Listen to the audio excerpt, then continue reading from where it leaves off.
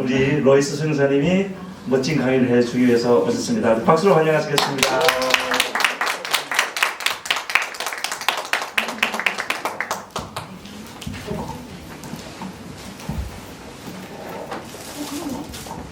할렐루야, 반갑습니다. 네.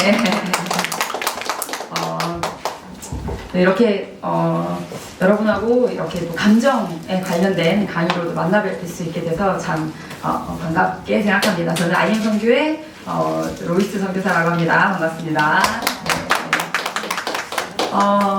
아마 저랑 또래이신 비슷한 연배이신 분들이 아마 많으실 것 같아요. 저는 소개를 조금 드리자면 원래 이제 임용 공부를 하느라고 노량진에서 이제 공부를 했었어요. 노량진 공부를 국어 임용을 준비를 하느라고 공부를 하는 중에 거기 강남교회라는 교회가 있거든요. 그 강남교회에 우리 그 마이크 선사님이 그 공무원들 영어 강의 해주러 이제 그 마이크 선사님 오셔서 그때 저는 교회 열심히 섬기 강남교회에서 새벽지기도 하고 공부하러 올라간 거긴 했는데 또 감사하게 저는 그 교회라는 곳에 즐거움을 좀 느꼈었던 것 같아요. 그 교회라는 곳을 참 좋아했고 그래서 공부하러 같이 또 해야 된다는 생각이 있었고 그러면서 이제 공부하러 올라왔지만 거기서 새벽지기도 열심히 하고 뭐 보험 봉사활동도 하고 뭐 이제 새가족반도 하고 이제 이렇게 그래서 교회 자습실에서 공부를 했었는데 그때 이제 그 자습실에 같이 공부하던 언니 오빠들이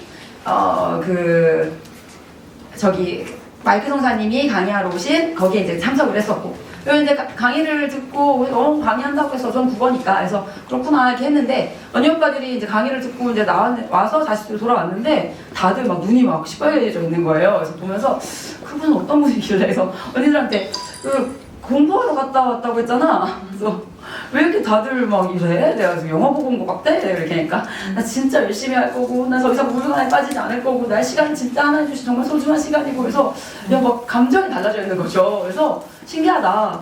그분은 어떤 분이길래 이제 이렇게 이제 그냥 생각을 했었는데 나 어제 되게 신기한 일이 있었잖아요, 여러분. 어제 제가 우리 아이들을 그 리즈전 아카데미 하고 있는 아이들을 좀 만나고 싶어가지고 그래서 온라인으로 만났었으니까 실제로 만나고 싶어서 어제 와서 이제 강의한다고 이제 왔었는데 우리 아들이 밤에 이제 다이소가 너무 가고 싶다고 그래가지고 걸어서 이렇게 다이소를 이제 가는데 추우니까 이제 모자 이렇게 쓰고 이렇게 가는데 저쪽에서 근데 교회 자습실에서 같이 총무하던 오빠랑 너무 닮은 오빠가 오는 거예요.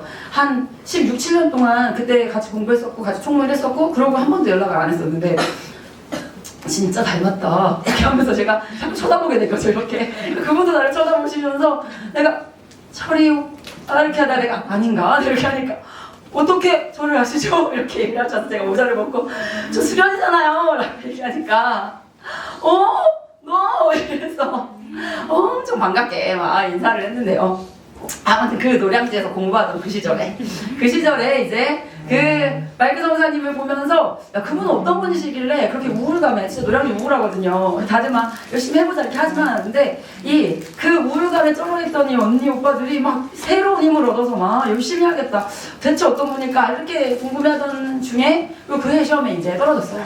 그리고 이제 내가 거기 노량진에는 진짜 한 5년, 6년씩 한 언니 오빠들이 있거든요. 근데 난 저렇게는 못할 것 같아. 이제 이 마음이 들었고 정리하자 라고 해서 이제 정리하고 전 집이 대전이어서 내려왔는데 그 마이크 성사님 생각이 나더라고요. 이제 취업을 해야겠다. 근데 대전에서는 연구단지가 많으니까 우리 교회 언니 오빠들이 연구원 비서 이런 걸로 이제 많이 일을 했었어요. 그래서 나도 그걸 해야겠다 했더니 기본적으로 이제 그쪽 이렇게 하는 언니들 보니까 이제 영어를 좀 하더라고요. 그래서 영어 공부를 좀 해야겠다 하고 이제 그때 언니 오빠들이 이 합숙훈련 한다고 대전에 마이크 성사님들 왔었거든요. 그래서 전화해가지고 거기서 영어 한 달만 배우려고 이렇게 얘기해서 이제 연락해가지고 이제 제가 2008년에 거기를 들어와서 한 달만 하고 달려했는데 2008년에 한 달이 지금까지 저를요 거기에 그래서 거기에 와서 저는 시험을 떨어지고 왔으니까 얼마나 이제 마음이 바닥인 상태로 자신감 완전 바닥이 원래도 되게 쑥스러워하고 성격이 이 지금 이렇게 마이크 잡고 하는 게 옛날에 저를 보는 사람들이라면 이게 아주 충격적인데요. 왜냐면 저는 어떤 성격 제가 02학번이거든요. 그 2002년 월드컵 있었잖아요. 그 있잖아요. 그 사람들 다들 이렇게 따단딴딴 하면서 대한민국 이렇게 하잖아요. 근데 저는 너무 하고 싶은데 아세요? 쑥스러워서 그걸 할 수가 없어. 쑥스러워서 다 하고 있는데 왜 쑥스러운지 모르겠는데 쑥스러워서 너무 하고 싶다 한데 쑥스러워서 못하겠다. 그런 성격인데 이 하나님이 이 아이언 성교회로 저를 불러주셔서 거기에서 이제 계속 이런 자리를 맡겨주셨어요. 근데 또 제가 성격이 수능적인 성격, 이렇게 시키면 못하겠지만 울면서라도 그걸 하는 성격. 그래서 계속 이렇게 잡으면서 여러분은 지금 많이 좋아진 상태에 저를 보고 계세요. 옛날에는 강의 한번 하고 나면 어디 가서 숨고 싶다, 아무도 안 보는 데 가고 있는데 많이 좋아진 상태에 저를 보고 계세요, 여러분. 근데 이제 그렇게 해서 이제 IM 성교회에 왔어요. IM 성교회에 와서 그 아이들을 보면, 청소년 아이들을 보면서 청소년에 대한 비전을 품고, 이제 대학교 때도 그렇고, 이제 그 임용 공부를 하면서도 계속 그쪽 비전을 이제 가지고 오다가, 이제 이렇게 아니, 하는 뜻이 아닌가 보다, 이러고 온 상태였는데, 걔네들이 보는데 계속 이제, 나 가르쳐 줄 수 있는데, 마치 또 거기 국어 선생님이 없는 거예요. 그래서, 나 가르쳐 줄 수 있는데, 근데 하나님, 전 하나님 떨어뜨리셨잖아요. 이런 마음이 이제, 그래서 하나님 안 일어나셨잖아요. 이제 이런 생각이 이제 좀 들고, 그러면서 이제 하나님, 제가 어떻게 먼저 말해요? 전 떨어진 사람인데요. 마이크 성사님 혹시 먼저 말씀하시면 그건 하나님의 뜻일 수도 있을까요? 라고 이제 기도를 그냥 막 간절히도 아니고 그냥 그 뜻일 수도 있을까요? 이렇게 했는데 그때 마이크 성사님 어머니가 같이 학교에 사셨거든요. 저를 보시더니 잠깐 와봐 이러시더니 이거를 마이클한테 전해줘. 쪽지를 뭐 이렇게 주셔가지고, 그래가지고 이제 마이크 성사님한테 갔더니 마이크 성사님이 앉아봐 이러시더니 네가 여기서 국어를 막 이제 이렇게 해서 제가 하나님 뜻인가 하고 이제 여기에서 계속 이제 학생들을 맡으면서, 그러면서 한 16년 됐죠. 그래서 이 안에서 하나님이 비전을 계속해서 저에게 부어주셨어요. 여기 안에서 진짜 이 정말 부족하고 연약하고 그랬던 저였는데, 하나님이 계속 이런 마이크 잡는 자리 주시고 계속 거기에 트리플 스쿨을 공부하면서, 그러니까 제가 보던 게 달라졌어요. 뭐가 달라졌냐면, 그냥 세상에서 친구들, 그래도 거기에서 믿음을 지키려고 좀 노력하는 그런 저였는데, 하나님이 저를 이곳에 와서 계속 저의 보는 것이 달라지게 하셨어요.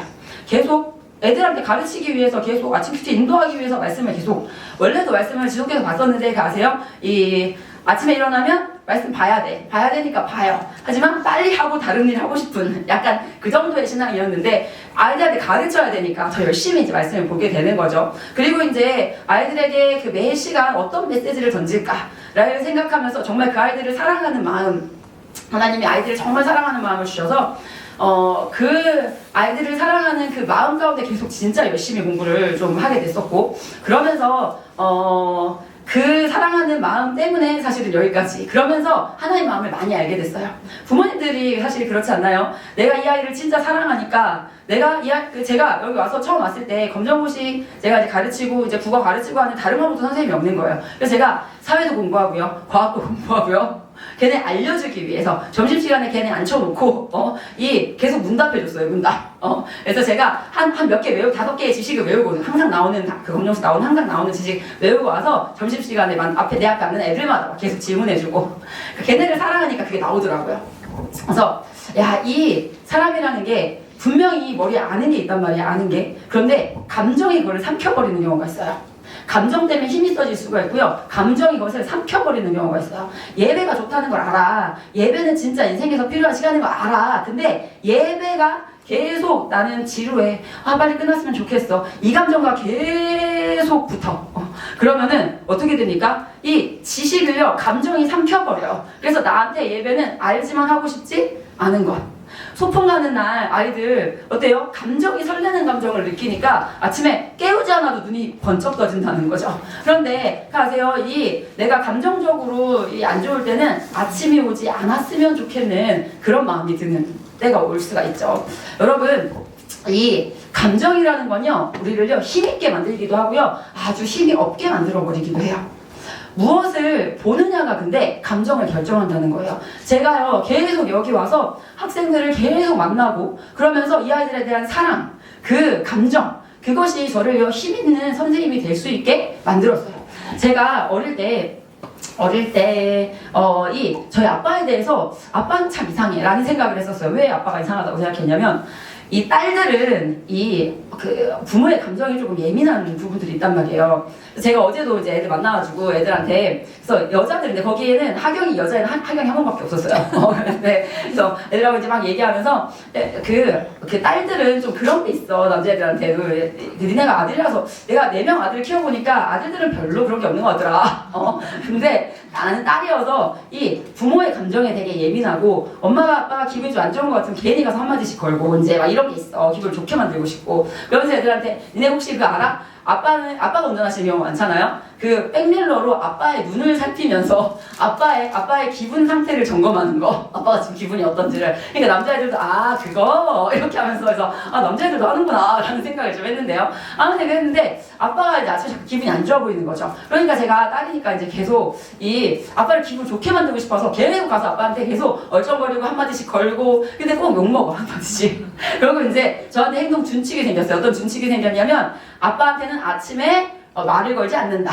아빠는 아침마다 기분이 안 좋다. 그러니까 아빠한테는 아침에 말을 걸지 말아야 한다. 라는 제 경험을 통한 학습에 의해서 제가 이제 그렇게 이제 지내고 있다가 엄마랑 어떤 얘기를 하면서, 엄마, 저는 아빠한테는요, 아침에 절대 말 안 걸잖아요. 내가 이렇게 얘기를 했어요. 아빠 아침마다 내가 괜히 아빠 기분 좋게 하고 싶어서 한마디 했다가 괜히 욕먹어서 아빠한테 말 안 해요. 근데 엄마가 엄마도 그게 이상했대요. 저 사람은 아침만 되면 기분이 저렇게 안 좋을까? 하고 되게 이상한 생각을 했었대요. 근데 부부싸움 하는 중에 이제 아빠가 이제 엄마한테 내가 아침마다 어떤 감정을 느끼는 줄 알아? 막 이제 이러면서 막 얘기를 하시면서 저희 아빠가 특허청 심사관이셨어요. 지금 퇴직하셨는데 특허청 심사관을 이렇게 하시는데 아빠는 지금으로 치면 7급인 것 같아요. 그러니까 7급부터 해서 이렇게 차근차근 이제 밟아 올라간 특허 업무를 이제 진행을 이렇게 하시는데, 아빠 옆에 일하시는 분들은, 아빠는 이렇게 차근차근 올라가신 분, 아빠는 그렇게 하셨는데, 아빠 옆에는 이제 연대, 고대, 막 학력 엄청 좋은 분들, 그래서 고시 패스에서 오신 분들, 아빠보다 늦게 들어오셨고, 아빠보다 조금 더 직급이 낮고, 근데 아무튼 근데 그분들은 이 문건을 처리하고 할 때 아빠는 영어 사전을 펼쳐서, 그 외국 문건들도 확인을 해야 되니까 영어 사전 펼쳐서 막 해석해가지고 막 이렇게 하는데, 그분들은 뭐 그냥 영어가 그냥 아주 편안하신 거죠. 그러니까 아빠가 업무 스트레스가 엄청난 거예요. 근데 그거를 저희 아빠의 이 엄마가 나중에 얘기해 주시기를, 이 생각이 뭐냐면 쌀독에 쌀이 떨어져서 낳는다. 그 책임이 엄청나니까 이게 너무 부담스럽고 아침마다 너무 힘들고, 그런데 난 먹여 살려야 되고, 그러니까 그 감정을 이기고 이렇게 나간다는 걸 엄마도 이 부부싸움에서 처음 알았다. 그래서 엄마가 딱 그 얘기를 해줬는데, 그 얘기를 해주고 나서부터 아빠는 똑같아요. 아빠는 똑같은데 내가 아빠를 보면서 예전에는 아침에는 아빠한테 말 걸지 말아야지, 아빠는 이상한 사람 이랬는데, 제가 그 다음부터 아빠를 보는데 미안하고 고맙고, 아빠가 이렇게 기분 안 좋은 걸 보면서 저게 나를 사랑해서 지금 아빠가 저렇게 하고 있는 거구나 라는 걸 제가 알게 되는 거예요. 그러면서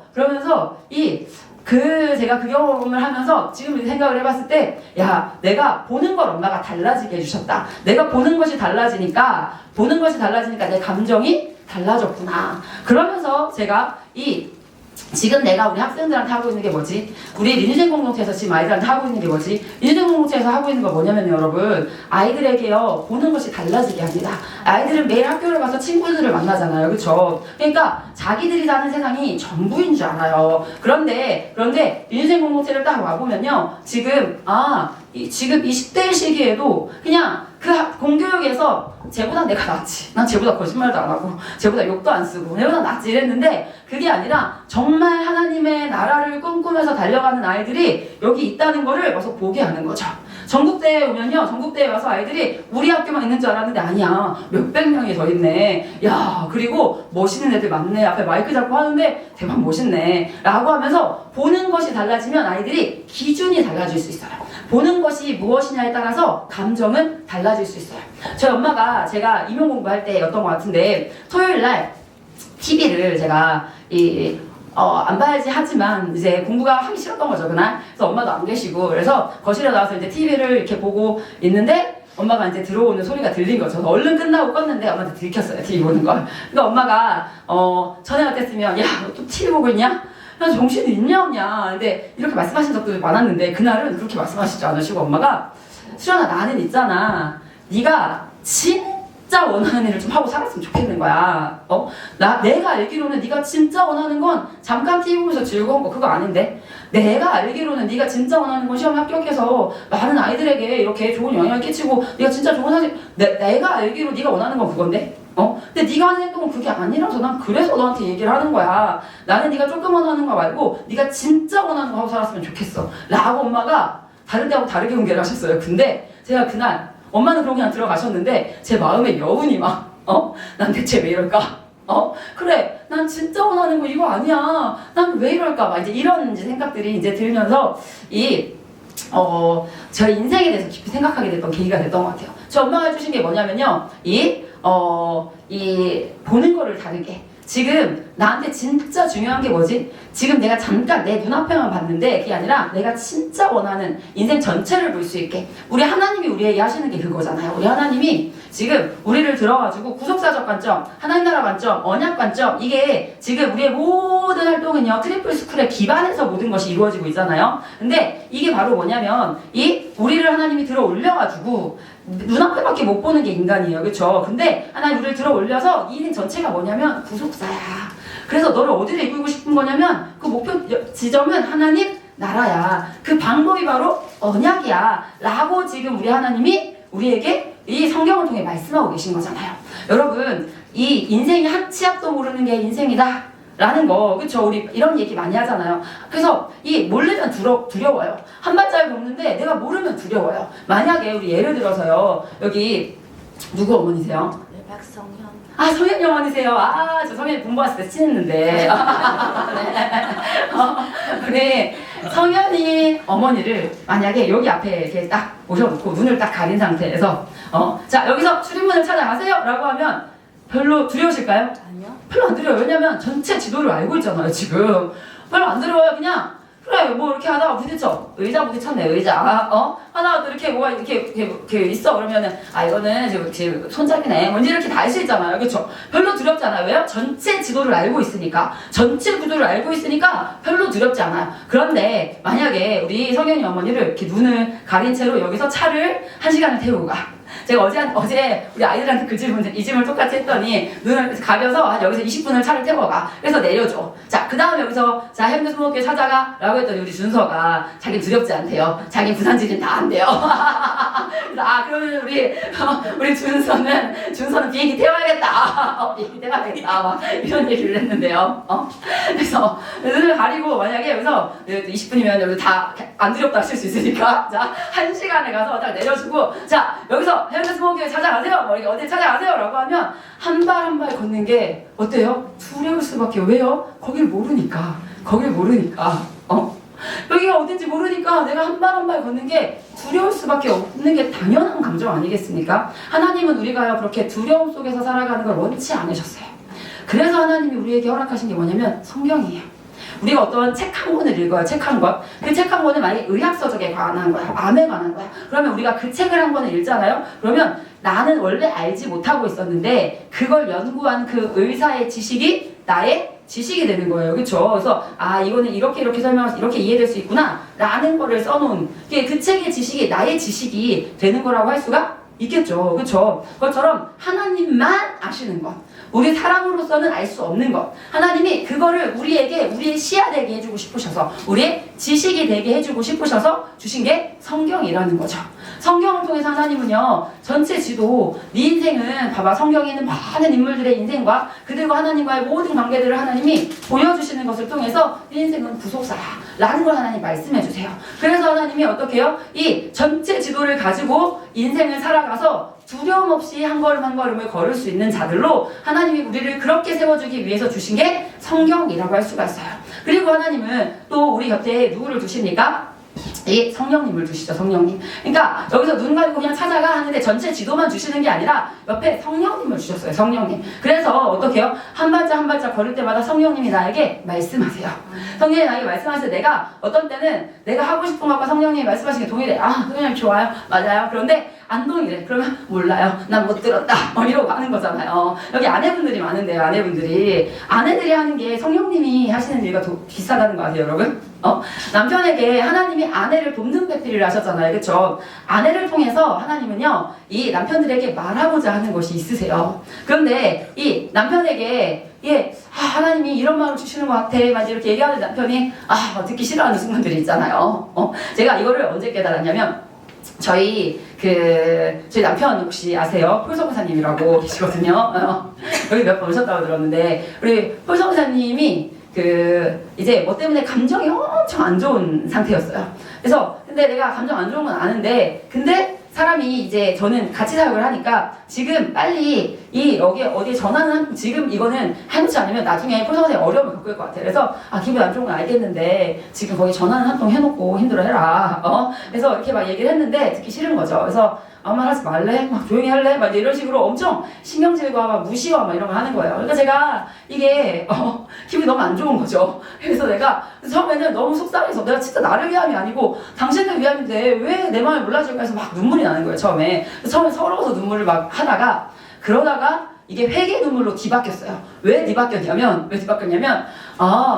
성령님, 제가 성령님한테 이런 식이었군요. 성령님이 성령님을 위해서가 아니고 나를 위해서 해주시는 조언에 대해서 내가 귀 막고 몰라 난 지금 속상하고 난 힘들다고요. 내가 지금 성령님한테 이렇게 하고 있었구나. 그래서 막 울면서 성령님 진짜 죄송해요. 제가 성령님한테 할 때는 몰랐어요. 근데 제가 당해보니까요. 하나님 정말 기분도 더럽네요 하면서 성령님도 기분도 더러우셨죠? 막 이러면서 제가 되게 눈물을 막 흘렸던 적이 있었어요. 우리 성령님이요. 그러면서 이 성령님과 또 아내들의 동일한 점이 뭐냐면 이 남편이 잘못된 선택을 했어. 결정권 하나님이 남편에게 주셨잖아요. 아내와 남편은 서로 아래 위에 위치 아니고 동등한 위치예요. 그렇죠? 근데 하나님이 주시기를 결정하는 자리를 남편에게 주셨어요. 그렇죠? 그래서 이 남편의 이 결정을 했어. 그래서 A랑 B랑 C 중에서 A가 분명히 하나님 뜻에 맞는 것 같았는데 남편이 내 말 안 듣고 C에 결정을 했어. 근데 우리 성령님이요. 그렇다고 우리가 A, B, C 중에서 분명히 A가 하나님 성령님이 말씀해 주신 건데 안 들어. 그래서 C를 선택했어. 그렇다고 우리 하나님이 우리를 떠나시나요? 떠나시지 않으세요. 그리고 그 자리에서 C를 선택해서 온 그 결과를 어떻게 하십니까? 그 결과를 같이 해결해 하시는 분이 성령님이시잖아요. 우리 아내들이 그거 하고 있지 않습니까? 우리 아내들이요, 이 남편이 결정했어. 그래서 결과가 찾아왔어. 그럼 그 자리에서 같이 또 거기서 그럼 여기에서 우리는 어떻게 이걸 해결해 나가야지 하는 게 우리 성령님이 하시는 일이죠. 그것처럼 하나님이요, 우리를요, 지금 이 인생을 살아가는 우리에게 하나님이 이 성령을 허락하시고요, 또 성령님을 옆에 허락하셔가지고 하나님께서는 우리가 이 인생을 두려움 없이 정말 하나님과 함께하는 그 확신 가운데, 기쁨 가운데, 믿음 가운데 살아가게 하시는 게 우리의 인생이라고 할 수가 있어요. 보는 것이 무엇이냐에 따라서 감정은 달라져요. 그러니까요, 우리가 사실은요, 우리는 우리 아들이 울면 그만 울어라, 울지 마라. 어제도 이제 같이 철야 예배를 같이 드렸는데 잠이 든 거죠. 그래서 잠이 들어가지고 이제 깨워가지고 이제 갔는데 그냥 집에 숙소에 도착하기 전부터 울기 시작해가지고 도착해서도 계속 우는 거예요. 그래서 20분을 기다려줬어요. 왜냐면 예전에는 울지마, 조용해 이렇게 했었는데 그렇게 하면 억압된 감정은 상처로 남는다라는 감정 이거 공부하면서 이거 배워가지고 이제 근데 20분을 기다려줬어요. 엄마 기다려주고 있다라고 얘기하면서 20분을 계속 우는 거죠. 계속. 그래서 자, 엄마 20분 기다렸어. 자, 이제 도움이 필요할 것 같아, 자유야. 도움이 필요할 것 같아. 라고 이제 자유한테 얘기를 저희 아들한테 이제 얘기하면서 엄마가 맴매로 도와줘야 될 것 같아, 자유야. 엄마 지금 할 일이 많거든? 엄마가 맴매로 좀 도와줄게. 자, 이제 3분 더 기다린다. 라고 하고 이제 제가 이제 막 할 일 하니까 그래서 자 이제 3분 됐다 라고 하니까 이제 자유가 근데 엄마 제가 왜 울었는지 혹시 아세요? 라고 본인도 왜 울었는지 몰라. 그래가지고 그래서 그렇게 하고 그래서 이 딱 끼고 이제 잤는데 오늘 이제 다시 한번 이제 어제는 대화 나눌 만큼 감정 상태가 아니어서 어제는 이제 대화를 못 나누고 오늘 이제 대화를 나눴어요. 자유하고 그 일에 대해서. 자유야, 어제는 너는 왜 운 것 같아? 그러니까 저도 잘 모르겠어요. 이렇게 얘기를 하더라고요. 자작해서 짜증나서 온 거죠, 그냥. 그렇죠? 그래서 자유야, 그럼 그럴 때는 앞으로 어떻게 해주면 좋겠어? 라고 좋을 때 물어보는 거야. 좋을 때. 감정이 이미 이렇게 복받쳐 있을 때는 우리도 그렇잖아요. 남편이 우리한테 우리가 분명히 나도 내가 잘못한 거 알아. 그런데 내가 막 속상한 거 얘기했는데 야 그건 네 잘못이지 이렇게 얘기하면 짜증이 확 나면 또 더 이상 너한테 말하고 싶지 않아? 이런 마음 들잖아요. 그렇죠? 그래서 일단은 감정을 받아주는 게 한번 필요하거든요. 근데 이것도 그냥 무한정. 어제 제가 그냥 무한정 받아줬으면 얘는 무한정 울고 있었을 거예요. 그래서 감정을 수용해주는 건 필요하지만 그냥 무한정 수용해주는 게 아니라 끊어주는 것도 필요해요. 끊어주는 거. 근데 그것을 어떻게 해야 될지는 계속 성령님께 우리가 지혜를 구하는 게 필요하다고 할 수가 있어요. 그래서요, 우리는요, 우리 아이들에게 볼 수 있게, 자신을 좀 볼 수 있게. 그런데 언제 보게 할지 저는 생각을 한 거죠. 어제 밤에는 일단은 끊어주는 게 필요했기 때문에 자유야, 이제 엄마가 맴매로 도와줄 거야 라고 이제 얘기를 했고, 그리고 오늘 왜 그런 거야? 했더니 앞으로는 그럴 때는 자기를 꼭 껴안고 자면 된대요. 자기를 그렇게 해주래요. 근데 이를 안 닦았는데? 라고 하니까 그럼 자기를 이를 닦는 걸 좀 도와주래요. 그 다음에 꼭 껴안고 자래요. 근데 그럼 계속 울면? 했더니 그러니까 자기가 그럼 할 거래요. 먼저 이렇게 얘기를 하더라고요. 아무튼 이제 그런 식으로 끊어줄 때가 필요하고요. 그리고 아이하고요. 그럼 그때 자기 모습을 객관적으로 좀 볼 수 있도록. 그러니까 계속 뭐를 해줘야 되냐면 보는 것을, 감정을 이래라 저래라 하면요, 감정이 이래라 저래라가 잘 안 된다고요. 그러니까 우리는 아이들에게 보는 것이 달라지게, 우리 하나님도 우리를 그렇게 이끄시거든요. 그래서 우리 하나님이요, 우리를 이렇게 들어 올려가지고 인생 전체는 이건데 라는 것을 보는 것이 달라지게 하는 게 우리 하나님이 하시는 일이다. 그리고 우리 아이들하고 같이 나눠야 되는 부분들이 뭐냐면, 제가 이번에 수능 준비하는 아이들하고 수능이 한 3-4달 남았을 때부터 계속 애들한테 했던 말 중에 하나가 뭐냐면 3-4달 남으면 모의고사를 많이 보기 시작해요. 모의고사를 많이 보면 모의고사를 보고 거기에 따라서 아이들 감정이 막 오르락내리락 난리가 나요. 그러니까 지금 알아요. 아이들도 머리로 지금이 진짜 중요한 때인 거를 알아요. 그런데 점수를 보면 막 감정이 오르락내리락 하는 거죠. 지금 공교육에 있던 친구 중에 몇 달 전에 이제 열심히 공부하다가 거기서도 이제 못하는 편이 아니고 잘하는 편에 속하는 아이인데 지금 이제 와서 이제 공부하고 있는 아이가 있는데 걔하고 이제 제가 이제 국어 담당이니까 한번 이제 고3 되기 전에 진단을 한번 하자 했는데 좀 안 나왔어요. 점수가 안 나왔고 또 같이 본 친구들이 자기보다 어린 아이들이 점수가 더 잘 나왔어요. 그러니까 얘가 막 감정을 주체를 못하는 거예요. 그래서 막 저는 진짜 이 등급이 자기고 막 자기는 지금 자기가 지금 문제집 몇 건을 풀었는데 자기는 이 모양이고 자기는 안 되는 사람이고 난리가 났어요. 감정이. 그리고 이제 얘기를 쭉 하는데 나는 쟤보다도 못하고 이게 엄청나요 지금. 그러면서 제가 사회의 가치를 진짜 한번 느꼈잖아요. 사회의 가치를. 이 공교육에서 그래도 믿음으로 공부해보려고 애쓰내고요. 잘하던 애예요. 그러니까 지금 얘가 이제 고2 것만 시험 보다가 고3 거 시험 보니까 점수가 좀 떨어졌던 건데, 그래서 그 친구하고 제가 상담을 하면서 그래 지금 공교육의 실태가 이거구나. 그래서 얘가 무슨 얘기를 하냐면 내가 막 설명해주고 얘기해주고 근데 자기를 꽉 붙잡고 있어요. 자기를 꽉 붙잡고 제가 그 안에서 제 말이 일할 틈을 안 줘요 얘가. 그러면서 자기는 지금까지 독기로 공부했고, 그러니까 제가 막 이제 말을 풀어주면서 야 이 성적이 너야 진짜? 야 나는 이 성적 말고도 다른 너의 좋은 부분들을 알고 있고, 그리고 내가 지금 이 시험 본 이유는 너를 평가하기 위함이 아니고 진단. 나는 오히려 지금 여기서 니네가 이거 기출이라서 혹시나 니네가 이거 시험 봤던 애들 있어서 잘 나오는 애들 있을까봐 그러면은 사설로 봐서 좀 지금 열심히.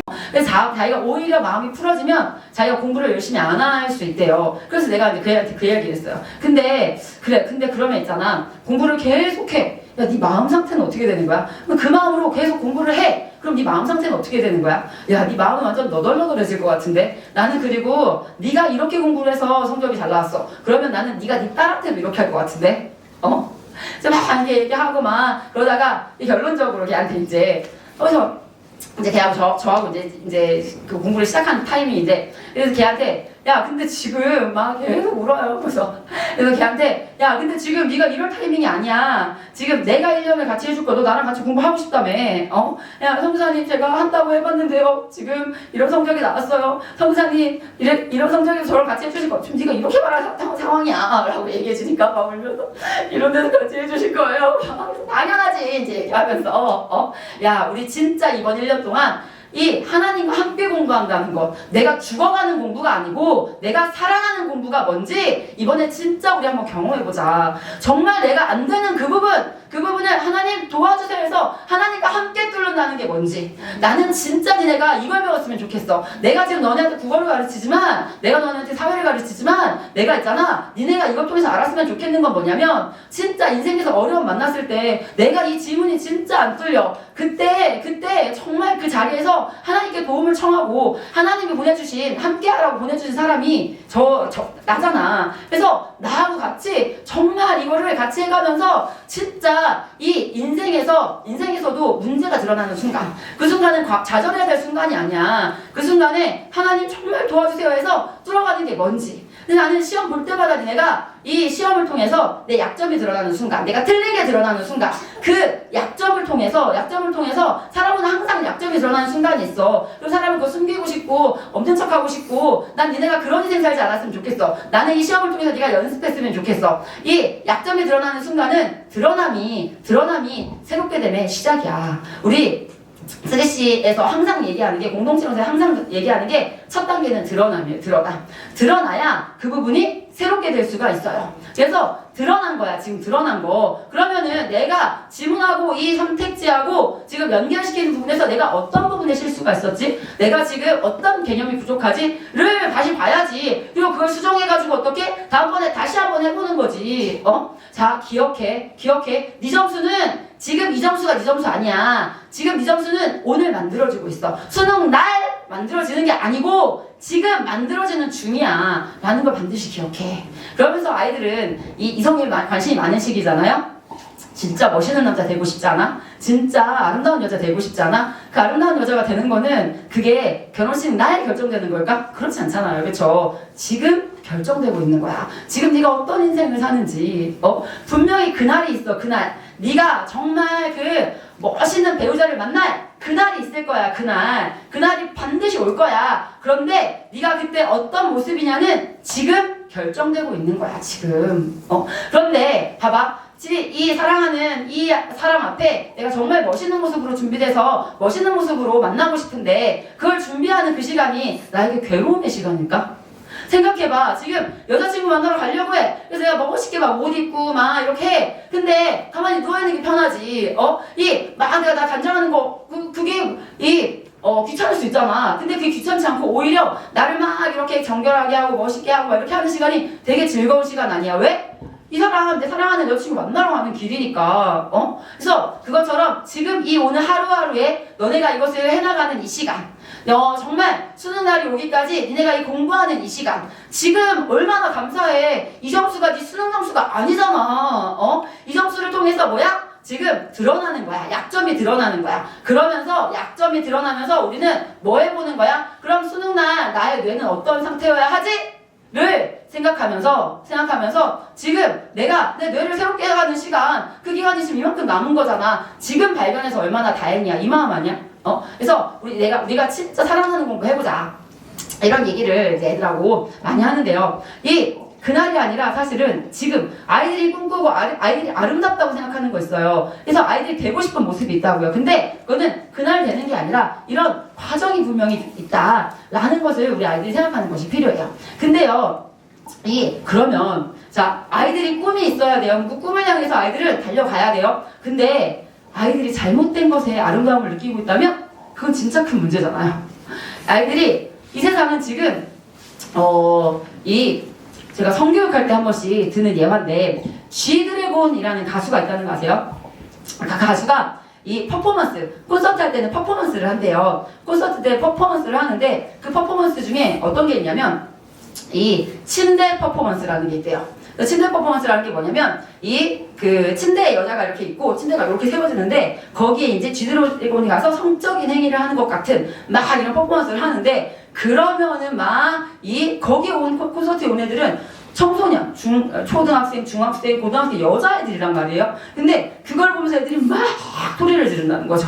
막 애들이 엄청 좋아 환호성을 지른다는 거예요. 그래서 대체 그걸 보면서 왜 너는 소리를 질러? 라고 갔다 온 애한테 인터뷰를 했대요. 그랬더니 그 여자애가 뭐라고 했냐면, 제가 그 여자이고 싶어서요. 진짜 큰일 나는 거죠. 큰일 나는 거. 지금 아이들에게 음란함이 머리에 거기에 또 어떻게 소리를 지르면서 즐거워하게 잘못된 것에 즐거움을 느끼도록 세상은 아이들을 지금 이끌고 있는 거예요. 그 다음 퍼포먼스는 더 가관이에요, 여러분. 그 다음 퍼포먼스는 뭐냐면 그 쉬즈곤이라는 노래가 있대요. 쥐들의 노래 중에 그 노래는 뭐냐면 이게 데이트 풍경이 이게 완전. 그러니까 그녀가 나를 떠났어. 쉬즈곤.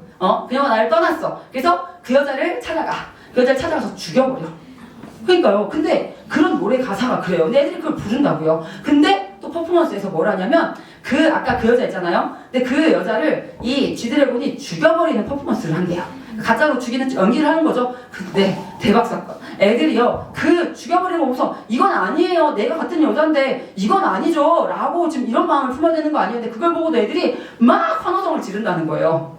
너무 이상한 거, 너무 잘못된 거잖아, 이거는. 그래서 대체 너네는 어떤 마음으로? 근데 그거는 사실은 연출을 하시는 분이 기획을 해놓은 거래요. 뭐냐면 한껏 지금 뭐를 느꼈냐면 질투심을 가득 느꼈어. 저 여자에 대해서 질투심을 가득 느꼈어. 근데 내가 질투심을 느낀 그 여자를 G드래곤이 손으로 죽여버려. 그러니까 거기 안에서 뭐를 느끼게요?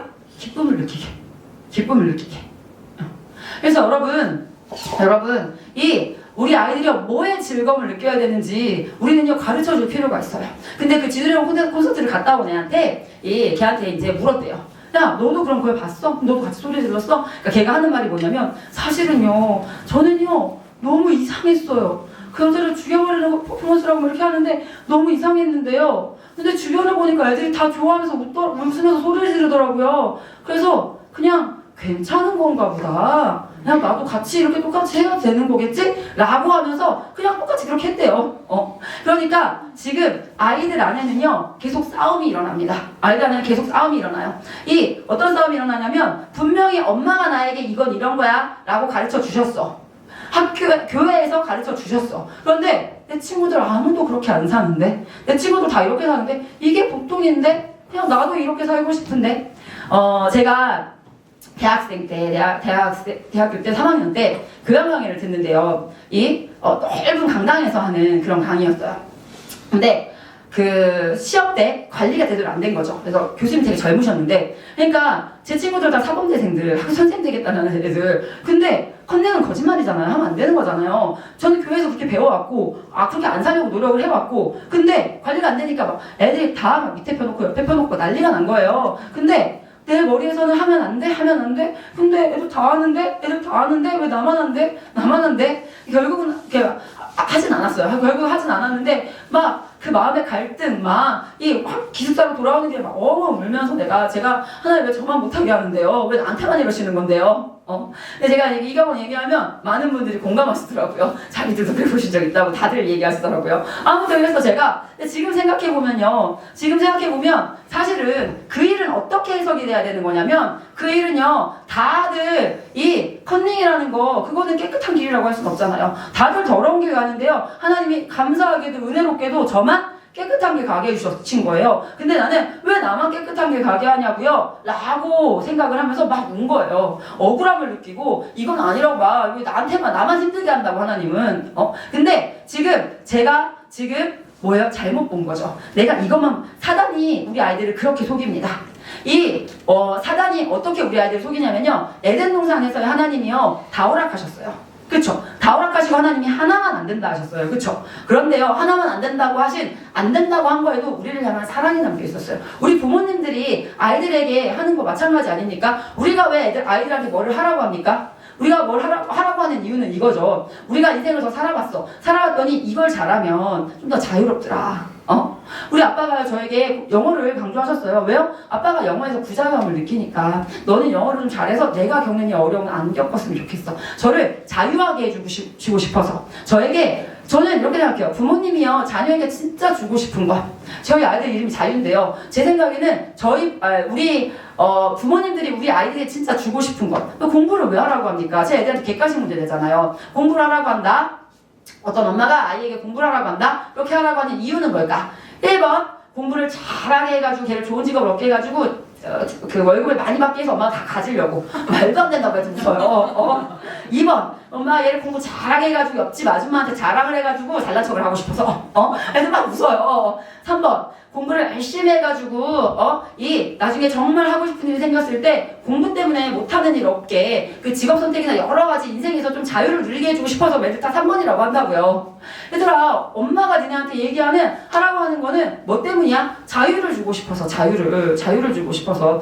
뭐 건강에 안 좋은 거 먹지 말라고 하는 이유 뭡니까? 엄마가 아껴놨다가 엄마 먹으려고 그러는 거예요? 말도 안 되는 거죠, 그거는. 그럼 말도 안 되는 예시를 들어주면서 애들한테 어떻게요? 엄마가 사실은 이제 3번에 쓰는 거죠. 엄마가 이 아이에게 건강에 있어서 건강이라는 것은 자유함이라는 걸 엄마 인생에서 깨달아서 이 아이한테는 좀 자유를 주고 싶어서.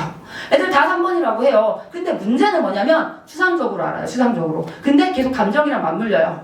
무슨 뭐가 맞물리냐면 엄마는 나를 못하게 해. 엄마는 나한테 안 된다고 했어. 계속 그것만 보게 하는 거. 그게 사단이 그 감정을 가지고 장난을 치는 거예요. 이게 즐거움하고 맞닥뜨려지면 우리는 그게요, 우리에게 되게 좋은 거라고 생각을 해요. 근데 우리가 이렇게 부정적인 감정이랑 계속 맞닥뜨려지면 이게 어떻게 되냐면 분명히 그거 필요한 거고 좋은 건 거 아는데 나는 그거 하기 싫어. 가 돼버릴 수 있다는 거죠. 우리도 사실 그렇잖아요. 내가 어떤 거에서 계속 실패감을 맛봐. 그러면 더 이상 그 일 하고 싶지 않다. 내 성취감을 맛봐. 하고 싶다. 그래서요, 우리 부모들이 도와줘야 되는 건 뭐냐면 지금 이게 뭔지를 아이들한테 가르쳐줘야 돼요. 뭔지를. 사단은요, 계속 표면만 보게, 표면만. 하나님이 선악과를 두신 그 선악과 속에 담겨있는 하나님의 깊으신 뜻은 못 보고 안 된다고 했잖아. 안 된다고 했지만 너만 안 된대. 너만 피해자야. 너만 억울해. 사단은요, 막 편을 막 들어주는 것처럼 우쭈쭈쭈쭈 해줘요. 막 내 편 들어주는 것처럼 야 진짜 너 힘들겠다. 야 다른 애들 다 하는데 너만 힘드네. 막 이런 식으로 어떻게 해요? 이 애들의 감정을 갖고 논다고요. 그래가지고 어떻게 해요? 이 감정으로 지식을 삼켜버리게. 사단이 계속 우리 인생 가운데 와서 하는 일이 그거고 우리 아이들에게 하는 일이 그거라는 거예요. 그래서 우리는요, 전체를 볼 수 있어야 돼요. 전체를. 지금 이 시대 가운데 지금 우리 아이들이 무엇이 좋은 건지 무엇이 잘못된 건지 아이들에게 사고해 볼 수 있는 기회를 주는 것이 상당히 필요해요. 그래서 아이들이 그게 뭔지를 알아야 이게 우리 이런 게 있잖아요. 우리 아이가 좀 이걸 좋아했으면 좋겠다. 우리 아이가 이건 좀 안 좋아했으면 좋겠다. 이런 게 있잖아요, 사실은. 근데 그 부모가 왜 그런 마음을 품는지에 대해서 아이가 알아야 돼요. 부모의 마음을 내가 이거를 허락할 때 허락하면서도 안 허락하고 싶은 마음 이유가 있잖아요. 그쵸? 그게 아이들 마음 가운데 우리와 아이가 마음이 통해야 돼요. 심정이 통해야 돼요. 심정이. 우리가요, 막 드라마나 이런 거 보면요, 막 같이 울고 웃잖아요. 그쵸? 같이 울고 웃으니까 그 등장인물의 마음이 내 마음이 돼요. 여러분, 저는요, 이 시대에 지금 저는 국어를 가르치니까 문학 작품들을 보면서도 위험하다. 지금 좋은 올바른 사상을 담고 있는 작품들도 있죠. 근데 그렇지 못한 실존주의, 제가 우리 아이들하고 이 구조주의, 실존주의, 전통철학, 이게 비문학 지문에 나와가지고 아이들하고 이거에 대해서 같이 얘기를 나눴었는데요. 여러분 한번 생각해보세요. 이 전통적 나란 존재란 누구인가? 여기에 대해서 이 전통철학에서는요, 이렇게 얘기합니다. 인간은 선천적인 원리에 의해 미리 규정된 특성과 본질을 갖는다. 먼저 이미 정해진 그 특성과 본질을 갖는다. 인간은 그 특성과 본질을 이 세계에서 충실하게 재현해야 한다. 라는 게 전통철학의 입장이고요. 이 두 번째 입장은 뭐냐면 실존주의. 인간은 결단의 주체다. 그래서 이 실존주의에서 가장 많이 하는 말이 뭐냐면 실존은 본질에 앞선다. 그러니까 무슨 얘기냐면 이 노트북이 있어요. 노트북이라는 것을 어떤 사람이 본질을 정했어. 그리고 이 물건을 만든 거잖아요. 본질이 먼저잖아요. 만약에 뭐 분필이 있어요. 분필이라는 게 칠판에서 이런 게 필요해 라고 분필이라는 그 본질을 먼저 생각하고 그 다음에 실제적인 존재를 만드는 거잖아요. 그쵸? 근데 사람은 그렇지 않다는 거예요. 이 실존주의에서는. 사람은 그렇지 않아. 사람은 그냥 태어났어. 내가 의사를 만들자, 똑똑한 애를 만들자 이런 거 한 게 아니고 그냥 태어났어. 태어나서 내가 주체적으로 선택하고 주체적으로 결정하는 것에 따라서 내가 누구인지 나의 본질은 내가 결정하는 거야. 라는 게 실존주의. 자, 그 다음에 구조주의는 뭐냐면 사회의 구조가 그 사람을 만든다. 아이들은요, 맨 처음 태어났을 때 당연히 어머니, 아버지가 세워놓은 이 가족 문화 안에서 이 아이는 태어나요. 거기에 영향을 받아요. 그래서 얘가 누구인지 알고 싶어? 그럼 걔가 속해 있는 구조를 봐. 걔가 속해 있는 공동체를 봐. 걔가 누군지 알고 싶으면 그 공동체를 보면 걔를 알 수 있을 거야. 라는 게 구조주의라고 할 수가 있어요. 이 세 가지 중에 뭐가 나란 존재일까? 너는 어떤 입장이야? 라고 이제 제가 이제 아이들한테 물었었는데, 제 엄마 전도사님이시거든요. 제 엄마한테 물어봤으니까 엄마가 야, 너 많이 똑똑해졌다 이러시더라고요. 너 많이 똑똑해졌다 이러시면서 엄마가 막 고민을 하시더니, 실존주의? 내가 나를 결정하니까 자유주의 주셨으니까 그렇지 않나? 라고 이제 얘기를 하시더라고요. 근데 저희 엄마가 왜 그렇게 말씀하셨는지는 알 것 같아요. 왜냐면 저희 엄마는, 저희 아빠가 이 교회를 안 다니셨거든요. 근데 이 엄마가 이제 주일 되면 3만원 줄게 교회 가자. 이런 식으로 해가지고. 그렇게 해서 이제 교회를 이제 모시고 가고 이제 막 이랬었기 때문에 막 제사 없어지고 막 이런 데도 막 엄마가 먼저 결단하고 아빠 질질 끌려오고 막 할아버지랑 싸우고 막 이제 막 그러면서 저희 엄마는 진짜 결단하고 믿음으로 결단하고 한 발짝을 내딛고, 그러니까 엄마가 실존주의를 하는구나 라는 것은 알겠긴 한데, 근데요, 이 실존주의가 진짜 큰 문제거든요. 이 시대에 실존주의가 진짜 만연해요. 그러니까요, 이 실존주의에서는 내가 결정한다고요. 내가 남자인지 여자인지 내가 결정한다고요. 내가 남자랑 연애할지 여자랑 연애할지 내가 결정한다고요. 이 실존주의에서 지금 이런 식으로 아이들을 이끌어간다고요. 실존주의에서 그러니까 이게 유물론인데, 그 마르크스가 공산주의를 주장했잖아요. 마르크스의 주장이 뭐냐면요, 이 사람이 자본주의에 대해서 엄청 안 좋게 보면서 노동자들이 분노가 차올라야 된다. 노동자들이 뭐야 지금 나는 자본가의 이 속만 채워주고 있는 거잖아. 그래서 분노가 차올라야 된다. 분노가 차올라가지고 어떻게 이거 다 깨부셔버려야겠다 라고 해가지고 프롤레타리아가 노동자니까 노동자의 혁명이 일어나가지고, 그래서 이게 돼야 된다. 그 체제가 깨져서 사회주의가 되고 그 사회주의가 공산주의로 가야 된다 라는 게 이 마르크스의 주장이거든요. 근데 마르크스가 종교는 인민의 아편이다라고 얘기하는데, 아편이 뭐냐면 진통제예요. 진통제, 마약, 그쵸? 그래서 종교를 왜 그렇게 싫어했냐면, 교회에 가면 이게 마음에 안 들던 사장님이, 그래 사장님도 우리를 위해서 그렇게 헌신해 주는 게 있었는데 하는 은혜가 떠오른다는 거죠. 그러니까 안 된대. 사람이 분노가 차올라가지고 이 분노 가운데서 이거를 이렇게 다 깨트려 버려야 되는데, 지금 종교 때문에, 종교는 인민의 아편이야. 종교 때문에 그 혁명이 일어나지 않잖아. 그런데 여러분, 우리가 정말 그렇게 살아야 되는 존재일까요? 진짜 분노가 차오르면 우리는 정말 행복한 인생을 살 수 있을까요? 어떤 80대 할머니가 있는데 진짜 못됐고, 진짜 딱 봐도 아주 정말 이 분노 덩어리 할머니. 그래서 항상 모든 게 신경질적이고, 근데 그 할머니가 20살이었을 때, 26살 때 그렇게 예쁘고 그렇게 친절한 그런 아가씨였대요. 근데 이 할머니는 왜 그렇게 됐을까? 예쁜 아가씨는 왜 그렇게 됐을까? 옛날 시대에는 결혼을 일찍 했으니까 약혼자가 20살 때 있었는데, 이 할머니의 언니가 여동생하고 자기 약혼자가 도망을 가버린 거예요. 그러니까 너무 끔찍한 일을 겪은 거죠. 너무 끔찍한 일을 겪으니까 이 할머니가 정말 견딜 수 없고 몇 년 뒤에 찾아와서 다시 잘못했다, 용서해달라 이렇게 했는데 자기는 용서할 수가 없는 거죠. 너무 큰 상처라서. 그래서 분노를 선택했고, 난 용서할 수 없어 라고 얘기했고, 그 분노를 품고 살아가니까 그 할머니가 80대 됐을 때는 그냥 분노 덩어리가 돼버렸다는 거죠. 여러분, 옛날에 그 사건 아세요? 무전 유죄라고 했던 아주 80년대 저희가 태어날 때쯤이라 저희는 모르는, 근데 그 말은 아마 들어보신 적 있을 거예요. 실제 우리나라에 있었던 일이죠. 우리나라에 나는 돈이 없어가지고 뭘 훔치다가 경찰서에 잡혀서 감옥에 잡혀갔어. 근데 이 사람이 감옥에 있으면서 열받았어요. 왜 열받았습니까? 내가 보니까 돈이 있는 사람은, 난 돈이 없어서 훔치다가 지금 이렇게 들어왔는데, 돈이 있는 사람들은 나보다 더 흉악한 범죄를 저질렀는데 돈 내고 나가네? 라면서 이 사람이 분노가 이 안에 차올라요. 분노가 이 안에 차올라가지고 이 사람이 어떻게 행동합니까?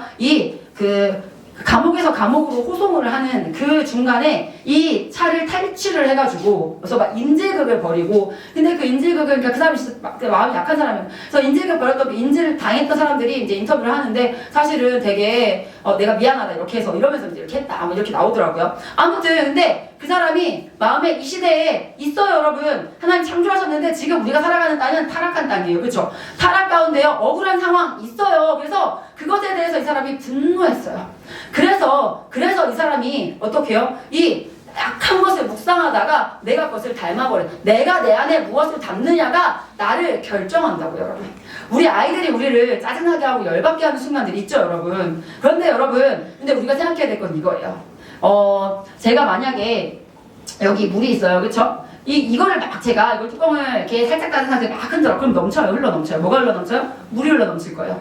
하지만 제가 이거를 막 흔들면요, 여기서는 포도주스가 흘러 넘칠 거예요. 여러분, 흔들리는 것 때문에 흔드는 상황 때문에 지금 물이 흘러 넘친 거예요? 아니요. 본질적으로는 이 안에 물이 들었으면 물이 흘러 넘치고요. 우유가 들었으면 우유가 흘러 넘칠 거예요. 그렇지 않습니까? 그렇지 않습니까? 우리는요, 우리 아이들 때문에 열받아! 막 이렇게 얘기한다고요. 근데 사실은 진짜 더 근본적인 것은 그 안에 뭐가 들었느냐가 지금 뭐가 흘러 넘치는지를 결정한다고 할 수가 있어요. 1960년대에 아주 끔찍한 살인사건이 있었어요. 이름이 생각 안 나는데, 진짜 실제 있었던 사건인데, 이 사람이, 옛날에는 군대에, 그런 걸 했대요. 이렇게 사병들을 이제 붙여주는, 간부집에 붙여주는 경우가 있었나봐요. 그래서 붙여줬는데, 근데 여기에 이제 이 사람이 장작을 패고 이제 너무 땀이 나가지고 물 마시러 이제 부엌에 들어갔는데 그 부엌에 이제 들어갔더니 거기에 뭐가 있었냐면 이 누룽지가 있더래요. 그래서 누룽지를 이제 먹었대요. 그래서 근데 그게 식모과였던 거야. 근데 식모가 그걸 보고 완전 열받은 거예요. 그래가지고 식모가 그 집에 그 간부한테 가가지고 뭐라고 했냐면 우리 집에 뭐 없어졌던 거 했죠? 걔가 손버릇이 나빠요. 걔가 그런 거 같은데요? 라고 얘기를 했고 간부가 그걸 믿었어. 그래가지고 얘를 그 영창으로 보내버린 거죠. 근데 영창에서 얘가 분노가 차오르기 시작해요. 그래가지고 나 다 죽여버리고 싶다. 진짜 이 분노가 차고 올라가지고 그래서 얘가 거기서 출소하는 날 얘가 한 일이 뭐였냐면 그 집에 잠복해요. 그 집에 잠복해 있다가 얘가 그 아침에 다 죽여버려요. 그래서 얘가 그 밤중에 다 죽여버려요. 그래서 아주 끔찍한 살인사건으로 검색해보면 나오는데 아무튼 해서 그렇게 했는데 걔가 그러고 도주를 했죠? 하다가 신문을 보고 깜짝 놀랐어요. 왜 놀랐는지 알아요? 원래 얘를 그렇게 억울하게 했던 그 사람들 있잖아요. 그 사람들 전출 갔대요. 그리고 지금 새로운 사람들 와 있대요. 얘가 죽인 사람은 새로운 사람들인 거예요. 근데 거기서도 반성을 안 해요, 얘는. 어떤 생각을 하냐면, 내가 그들을 찾아서 지금 자기가 생사람을 죽인 거에 대한 생각은 없어. 분노가 차오르니까 자기 감정이 막 이렇게 올라와 버리니까 지금 거기에 대한 생각은 없고 그냥 나 걔네들 찾아서 다 죽여버릴 거야 라는 생각만 하고 있는 상태에서 경찰한테 잡혔어요. 잡혔는데 완전 막무가내 진짜 이게 그냥 독방에 갇힐 수밖에 없는 상태. 근데 이분한테 한 사람이 계속해서 복음을 전했고 처음에는 당연히 거부했죠. 엄청 싫어했죠. 근데 찾아오고 편지 보내고 계속 하는 가운데 이 사람이 그걸 하면서 마음이 녹아졌어요. 예수님을 믿게 됐어요, 이 사람이. 예수님을 믿게 되니까 이 사람은 사형 선고를 받았어요. 근데 사형 당하기 전에 한 가지 소원이 있다. 나같이 살지 말라고. 내가 예수 그리스도를 만나니까 내가 그때 왜 내가 억울하게 한 그 사람들을 왜 용서하지 못했을까? 나는 더한 죄인인데 그 나를 용서하신 하나님을 내가 알게 됐는데 이 사람의 마음에 복음이 담기니까 이 사람이 자기가 죽기 전에 정말 이 감옥에 있는 사람들한테 내가 한마디만 좀 하고 가고 싶다. 나에게 시간을 좀 줄 수 있냐? 이 재소자들한테 얘기할 수 있는 시간을 좀 줄 수 있냐 해서 2,000명 정도 되는 사람을 이렇게 모아줬대요. 그래서 이제 이 사람이 얘기하면서 자기 간증을 막 시작을 한 거죠. 그래서 너네 진짜로 깨달지 않았으면 복음을 전하거든. 그 자리에서 1,800명이 회심하는 그런 역사가 있었다라는 걸 이제 저희 목사님한테 들었어요. 그리고 이 사람이 죽기 전에 이제 사형장 가면서 사형이라는 건 사실은 내가 죽는 거잖아요. 그러니까 지금 인생이 막 흔들리는 순간이잖아요. 얘가요 그렇게 억울한 일 당했을 때 그때가 인생 막 흔들리는 순간 분노가 차고 넘쳤잖아요. 그쵸? 그런데 얘가 지금 사형을 당하러 가요. 난 지금 죽으러 가는 거야. 인생이 엄청나게 흔들리는 순간이잖아요. 근데 얘가 무슨 부탁을 했냐면 제가요 이 사형장에 제가 죽을 때요 찬송가 부르면서 죽어도 될까요? 제가 찬송가 한 곡 부르고 죽어도 될까요? 찬송하면서 사형을 당했다 이렇게 이제 그 얘기를 들으면서 제가 그것과 이 자녀교육 서적에서 나온 얘기였는데 방금 좀 전에 이거 뭐를 흔드느냐 하느냐에 따라서 이 그 안에 있는 게 나오는 거다. 지금 그게 두 개가 연결이 되면서 그렇구나 내 안에 있는 게 나오는 거구나. 나는 내 생각에는 제가 나를 열받게, 저도 그런 생각 많이 했거든요. 아니 지금 제가 선교에 와가지고 저는 선교에 오기 전에 되게 칭찬받는 그리스도인이었어요. 칭찬받는 교회 청년이었어요. 그냥 그래서 근데 이 선교에 와서 계속 너무 힘이 드는 거야 제가. 그래서 제가 저희 엄마한테 엄마 나 알죠? 나 그래서 어디 가서 막 적응 못하고 이런 애가 아닌데 엄마 선교회가 나를 이상하게 만드는 것 같아요. 나 아무래도 빨리 나와야 될 것 같아. 그러니까 엄마가 뭐라고 하셨냐면 근데 수련아 생각해봐. 네가 삶의 상황이 이 정도 조건이었을 때는 감사를 할 수 있었어. 근데 지금 네 상황이 조건이 이렇게 높아지니까 네가 감사가 안 나와. 그러면 네가 거길 나온다 치자 그래. 근데 네가 또 다른 곳에 갔어. 근데 거기가 또 삶의 조건이 이래. 그럼 넌 거기서 또 불편하지 않을까? 했는데 그때 듣기 싫었어요. 그때는 엄마 무슨 말인지 모르겠고 듣고 싶지 않고 막. 근데 지금 그 말이 맞구나라는 이해가 돼요. 이해가. 여러분 우리 안에 뭐가 있는지. 그러니까 제가 아이에게 했던 말 똑같은 말이잖아요. 그 시험 성적 때문에 막 힘들어했다는 그 아이한테도 그냥 지금 내 성적이 그래 잘 나올 때도 있고 못 나올 때도 있어. 근데 지금 내가 지금 나의 수준이 점검되는 거죠. 나의 수준이 점검되는 거. 그러면서 우리는 더 온전해지는 그날을 향해서 우리는요 인생이 끝나는 날이 있다는 걸 아는 사람들이에요. 인생이 끝나는 날 하나님 다시 오실 예수 그리스도를 기다리며 사는 사람들이에요. 우리 아이들한테는 네가 너의 정말 사랑하는 그 신랑을 만나는 그날 너는 어떤 모습이고 싶냐고 라고 얘기하는데요. 신부인 우리가 신랑이신 예수 그리스도를 만났을 때 우리는 어떤 모습이고 싶습니까? 내가 죽게 드릴 열매 가득 안고 그 상태로 만나고 싶은지 아니면은 지금 그냥 대충 근데 어느 누구도 그런 마음으로 예수님 만나고 싶은 사람 없잖아요. 그렇죠? 그러니까 자꾸 인생 전체를 볼 수 있게 우리가 지금 무엇을 향해 가는지를 볼 수 있게 전체를 볼 수 있게 그리고 진짜 내 안에서 흘러 넘치는 건 이 흔들리는 것 때문이 아니고 내 수준 점검되는 거다. 내 수준 이게 쟤 때문이야 카 아니고 그냥 내 수준 점검되는 거다. 근데 이거를 해야죠. 이거를 우리 우리는요 동역자예요. 동역자. 제가 우리 아이들한테는 우리 학생들한테는 사실은 우리 정한혜 누가 한 번도 못 봤죠? 봤나요? 본 적 한 번 있다. 한 번 본 적 있다. 그치? 제가 한 번 혼낸 적이 있었네요. 그러고 보니까. 보통은 제가 우리 학생들 대화 잘 안 되는데, 여기 한 번 있었네. 제가 없었지라고 대답을 받으려고 물었는데. 자, 근데 보통은 제가 잘 이렇게 화를 안 내는 편인데, 근데, 우리 집에서 제가 바쁘니까 저희 자녀들한테는 아들 넷이잖아요. 근데 제가 이제 애들 잘 가르치고 싶거든요, 진짜. 그러니까 제가 막 수업 준비하고 막 뭐도 해야 되고 막 또 다른 뭐 이런 사역도 있고. 그러니까 저는 우리 아이들의 도움이 진짜 필요해요. 이제 6학년, 4학년, 2학년, 7살이니까 일할 수 있는 나이거든요. 그래서 애들한테 막 집안일을 시키는데 맨날 이렇게 싸워요, 진짜. 집안일만 시키면 싸운대 자꾸. 그래가지고 이제 그러면 제가 바쁜데 지금 막 자꾸 붙잡고 언제 얘기해요. 그러면 엎드려 이렇게 한단 말이에요. 근데 이번 가정훈련 기간에도 막 뭐 일하면서 자 니네가 이거 해 이렇게 했는데 또 싸워. 그래서 엎드려 이렇게 했다가 근데 또 지금 막 그 가정훈련 시간이 조금 있긴 있으니까 그래서 애들한테 가서 이제 얘기했어요. 뭐라고 얘기했냐면 얘들아 니네는 엄마가 엎드려 이렇게 한다고 해서 나는 다 잘하고 너네만 잘못하고 내가 그렇게 생각할 것 같아? 난 그게 아니야 얘들아. 그래서 나 엄마는 지금 이 상황에서 너네가 같이 해줘야지 사실은 이걸 할 수 있어. 엄마가 그냥 집안일 그냥 하나도 안 시키고 엄마 같이 하고 엄마가 이 일을 제대로 못 해내면 니네 그거 괜찮아? 괜찮아? 이제 이런 얘기 이제 아이한테 하면서 그리고 얘들아 있잖아. 엄마 항상 생각해. 니네한테 진짜 미안한 마음이 있고 항상 좀 더 잘해주고 싶은 마음 바쁜 엄마라서 미안한 마음이 항상 있어. 그런데 있잖아. 나만 고치면 그래서 맨날 내가 나만 고치고 나만 혹사시키고 나만 어떻게 해서든지 그렇게 그러면은 그게 진짜 니네가 바라는 걸까? 그럼 진짜 결과가 좋을까?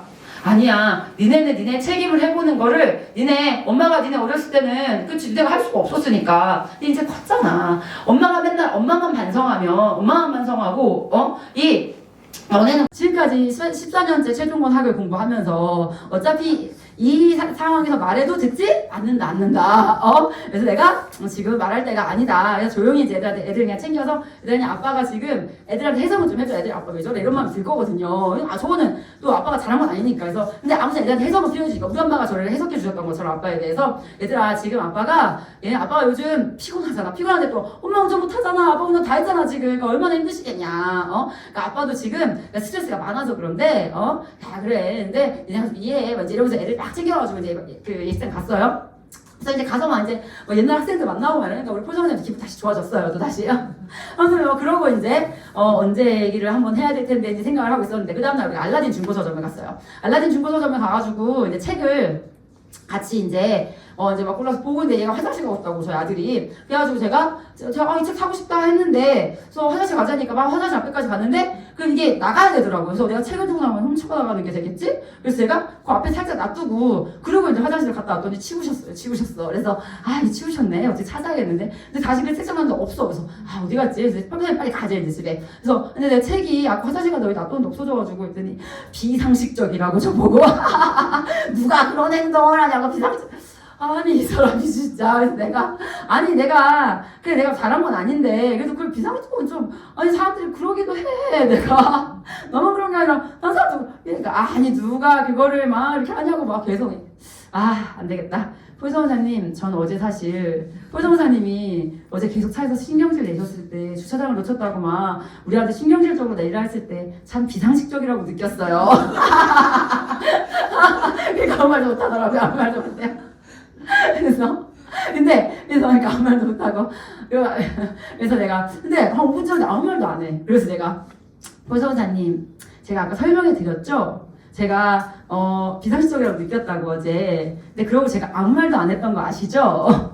그리고 제가 포성사님이 저한테 비상식적이라고 말씀하셔서 제가 어떤 감정을 느꼈다고 아까 설명해 드렸죠? 아무 말도 안 하는 게 지금 말이 되는 상황일까요? 저 하나도 안 했어요. 얘기하니까 미안해 이렇게 얘기하시더라고요.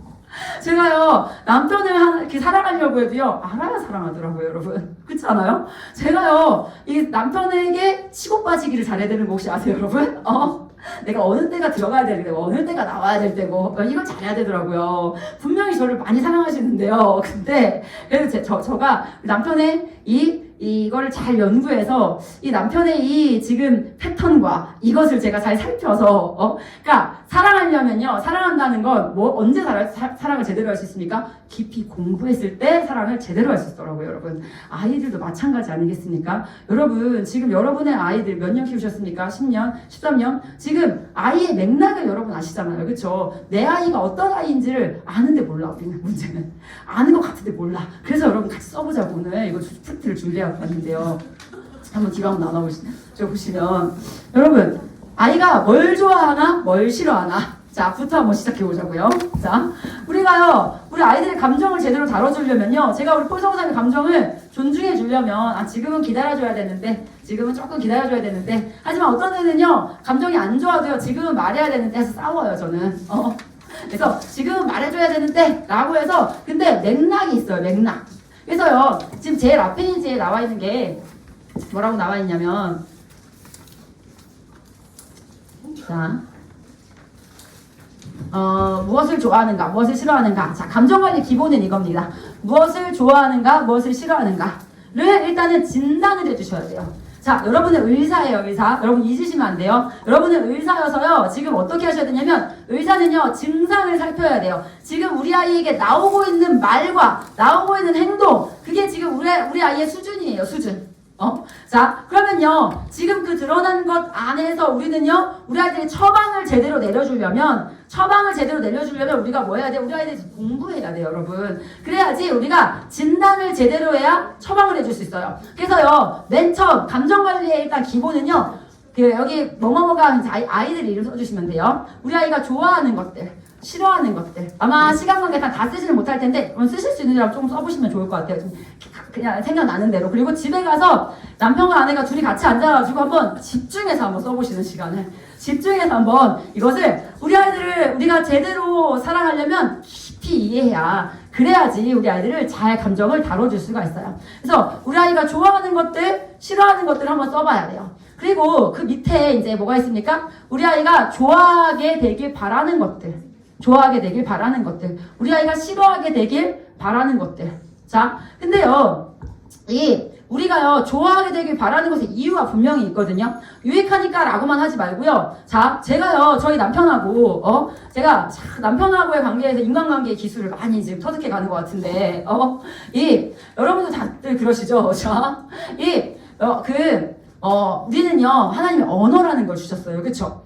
남편에게 내 감정과 내 속마음과 내 지금 상황과 이거를 내가 잘 설명해내면 남편이 이해하겠죠. 그쵸? 우리는 언어의 기술을요. 제가 우리 아이들한테 맨날 국어 가르치면서 얘기하는 거 뭐냐면, 야, 나는 니네가 일단은 기본이 수능 1등급을 이렇게 나 목표로 한다. 그런데 그건 제일 낮은 목표고, 나는 네가 진짜 언어 능력을 키워서 너의 아내에게 너의 마음을 잘 설명할 수 있는 그런 남편이 됐으면 좋겠어. 라는 이야기를 아이들한테 많이 해요. 진짜 그렇거든요. 우리 아이들이요, 자기의 어떤 업무 프레젠테이션을요, 자기의 언어 능력으로 잘 설명해낼 수 있는 그런 아이들이 됐으면 좋겠어요.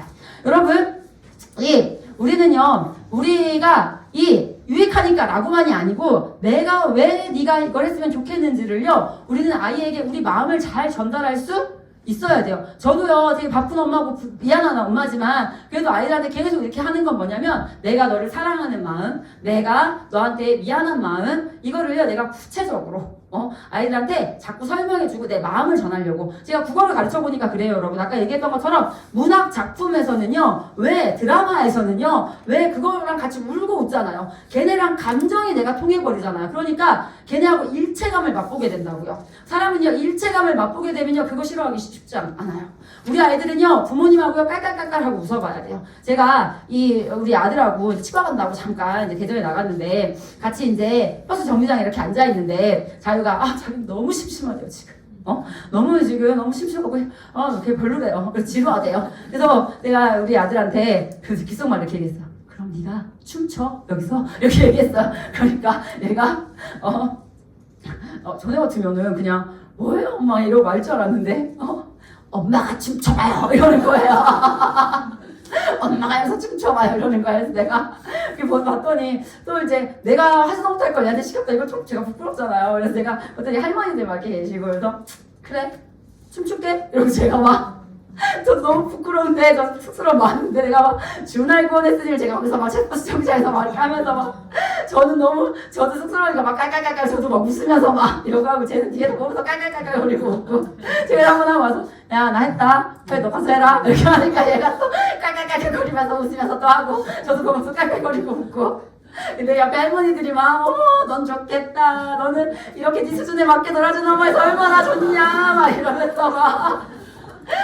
하면서 얘가 근데 그 기억이 즐거움과 저라는 사람과 함께 했던 즐거움의 기억하고 이제 딱 정서적 일체감이 됐나 봐요. 그래서 이제 여기 사역 오는데, 여기 사역 오는 건 이제 1박 2일 오니까 같이 오자 이제 이렇게 했는데, 오기 전날 얘가 저한테 귓속말로, 엄마, 우리 이번에 기차 타고 간댔죠. 그러면 기차역에서 춤추기 막 이렇게 얘기를 얘가 하는 거예요. 그러니까요, 이 사람이라는 건 정서적 일체감이 진짜 중요해요. 남편과 아내의 관계도 그렇습니다, 여러분. 우리 남편이 요즘 좀 신경질적이세요. 요즘 좀 스트레스가 많으신가 봐요. 그래서 이제 이해해 주려고 노력을 하는데, 이제 그래도 이제 계속 그 말투로 나는 너를 사랑하지 않나? 라고 나는 자꾸 받아들여지니까. 그래서 제가 이제 몇 번을 이제 기다렸다가 하나님께 기도하고, 이제 그 다음에, 근데 사실 이제 잠깐 얘기할 수 있냐 해서, 이제 사실 나는 당신이 이렇게 힘든 건 안다. 요즘 쉽지 않고 지금 뒤로 열심히 뚫어가는 과정 속에 있는 건 안다. 근데 그래서 내가 당신을 진짜 이해하려고 노력하는데, 나는 당신 이렇게 약간 신경질적인 말투가 나한테는 이렇게 좀 상처가 된다, 사실은. 이제 이렇게 막 설명을 조금 했어요, 이제 몇 가지. 그때 이렇게 이렇게 말했었고, 이렇게 말했었고, 이렇게 말했었고, 이렇게 얘기하니까, 우리 홀정원장님이, 그랬더니, 막 또 한참 생각을 하시더니, 처음에는 들을 때 막 싫어했거든요. 아니, 지금 내가 막 이제 그래서 약간 이렇게 하다가, 나보고 없어라고 약간 이런 식으로 이제 했는데, 그날 지나고 이제 본인도 많이 생각을 하셨나봐요. 근데 돌아오더니 이제, 내가 포파가 되어줄게. 이러는 거예요. 그래서 제가, 포파가 뭐예요? 그랬더니 내가 너무 딱딱했지? 내가 포근한 쇼파가 되어줄게. 포파가 되어줄게. 이렇게 하는 거예요. 그래서 너무 웃긴 거예요. 그래서 제가 뽀소제 저보다 2살 많으세요. 그래서 오빠잖아요. 그래서 내가 저희는 국어 언어 유희라는 게 있잖아요. 그 비슷한 단어로. 그래서 내가 우리 오빠는 뽀빠 막 이렇게 하니까 둘이 또 그냥 즐거운 거예요. 그래서 막 그냥 깔깔깔깔 웃고 그러고 그다음에 또 신경질적이긴 하신데요. 아무튼 뽀빠 같이 내가 준다고 했잖아요. 내가 이렇게 하는데 그냥 여러분이 이게 필요해요. 이 정말 사랑하는 사람들하고요. 진짜 이 조금씩 관계를 벌리는 게 이게 사단이 하는 일이거든요. 그냥 자녀하고요. 그냥 깔깔깔깔 한번 같이 웃으셔야 돼요. 그냥 작은 거라도 그냥 즐겁게. 그리고요, 이 남편하고도요, 남편이 농담 하나 던지면, 뭐야, 진짜. 이렇게 하지 마시고, 이렇게 하나 하지 마시고, 어떻게요? 이렇게 막 느끼한 말 하시고, 이렇게 또 본인 기분 좋아서 막 이럴 때 있잖아요. 그쵸? 그러면 그거 기쁘게 받아주시고, 같이 자기도 장난치고 이러면서 같이 정서적인 일체감을 자꾸 맛봐야 돼요. 근데 사단은 계속 분리시키기. 마르크스가 하고자 하는 게 뭐라고요? 분노가 차오르게 해가지고, 어떻게요? 이게 뚜껑 열려버리게. 그래가지고 다 분열시켜 버리는 거. 여러분, 우리는요, 나나나 하려고 결혼하지 않았고, 나나나 하려고 자녀 낳지 않았잖아요. 그렇죠? 그러면서 우리는 자꾸 이 작은 것에서부터 감사하는 인생, 은혜를 볼 수 있게 하시는 게 하나님 하시는 일이고, 어떻게, 너 못 받았잖아. 너만 불리하네. 너만 힘들겠다. 라고 해. 딴 사람들 봐. 다 좋은 거 같잖아. 라고 지금 선악과만 보게 하는 거. 선악과에 담긴 마음이 아니라, 표면만 보게 하는 게 사단이 하는 일이다. 그래서 정말 그 은혜를 묵상하고 감사하고 우리가 그게 사실 좀 결단되지 하지 않을까. 분명히 우리는 우리 아이들을 옳은 대로 좋다만 하는 게 아니에요. 하지만 우리 아이들이 잘한 거에 대해서는 충분히 잘했다고 칭찬해 주시고 이 아이하고 정말 그냥 잠깐 장난도 치면서 정말 아이가 정서적인 일체감을 맛보는 거, 마음이 통하는 관계가 되는 거, 그걸 하기 위해서는 우리 아이가 뭘 좋아하는지 뭘 싫어하는지, 그래서 아이가 싫어했으면 좋겠는 거 있잖아요. 그거를 이야기할 때도 아이한테 얘기를 해보는 거예요. 나는 이런 이유로 사실 이게 걱정이 돼.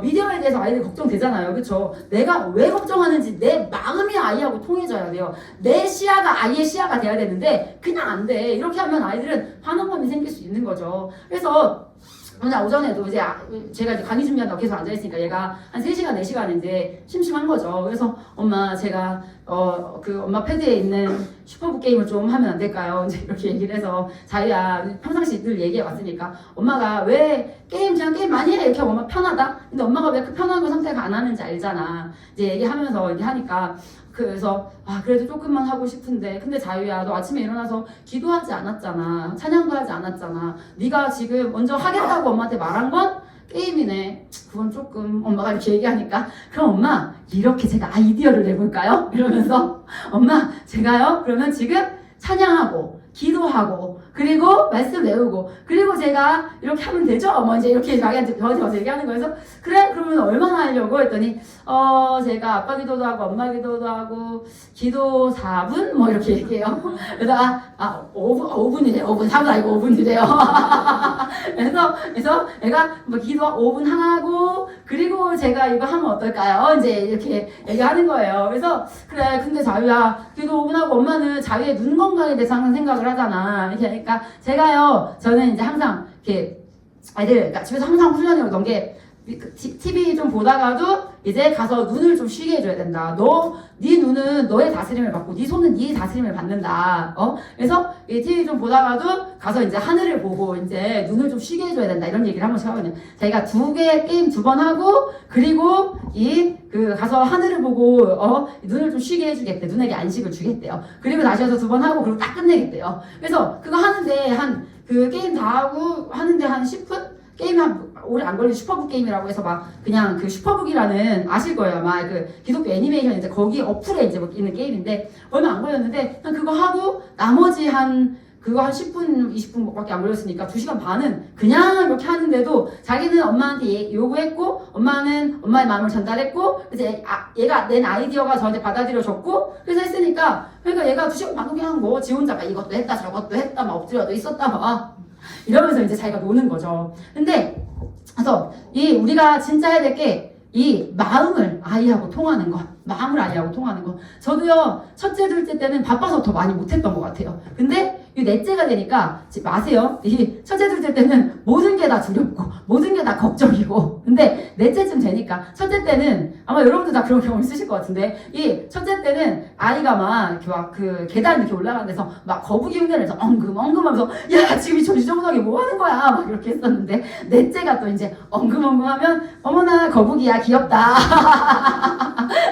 시키면 되죠 뭐 그냥 이런 생각이 드는 거죠. 그래서 마음이 더 이게 넉넉해지는 거 부모가 마음이 넉넉한 게 사실은 제일 중요하지 싶어요. 그리고 이거에 대해서 내가 어떻게 생각해야 되지? 라는 것도 좀 부모가 좀 넉넉하게 생각할 수 있는 거. 그래서 그걸 위해서 먼저는 일단은 좋아하게 됐으면 좋겠는 거, 싫어하게 됐으면 좋겠는 거, 그리고 내 그 마음, 이유.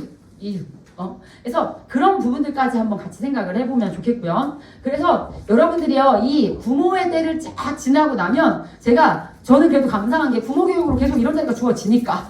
그러니까 내가 어떻게 교육해야 되지? 그리고 제가, 그 고민이 그 시야가 열려있는 상태로 계속 인생을 사니까 아이들한테도 이렇게 한번 해볼까? 저렇게 한번 해볼까? 이제 이게 되는 거죠. 그래서 우리 부모님들이요 계속 이거를 쭉 한번 해보시고 났을 때는 이제 아이를 키우고 났을 때는 부모 교육자 전문가가 돼 있을 수 있는 하나님이 우리를 이끄시는 이 형태가 사실은 이 안식 우리를 채우시고요. 그리고 우리에게 일하게 하시고요. 지도자가 되게 하시는 그 메커니즘 속에 있다는 거. 우리 아이들은 지금 우리의 돌봄을 통해서 채워지고 있어요.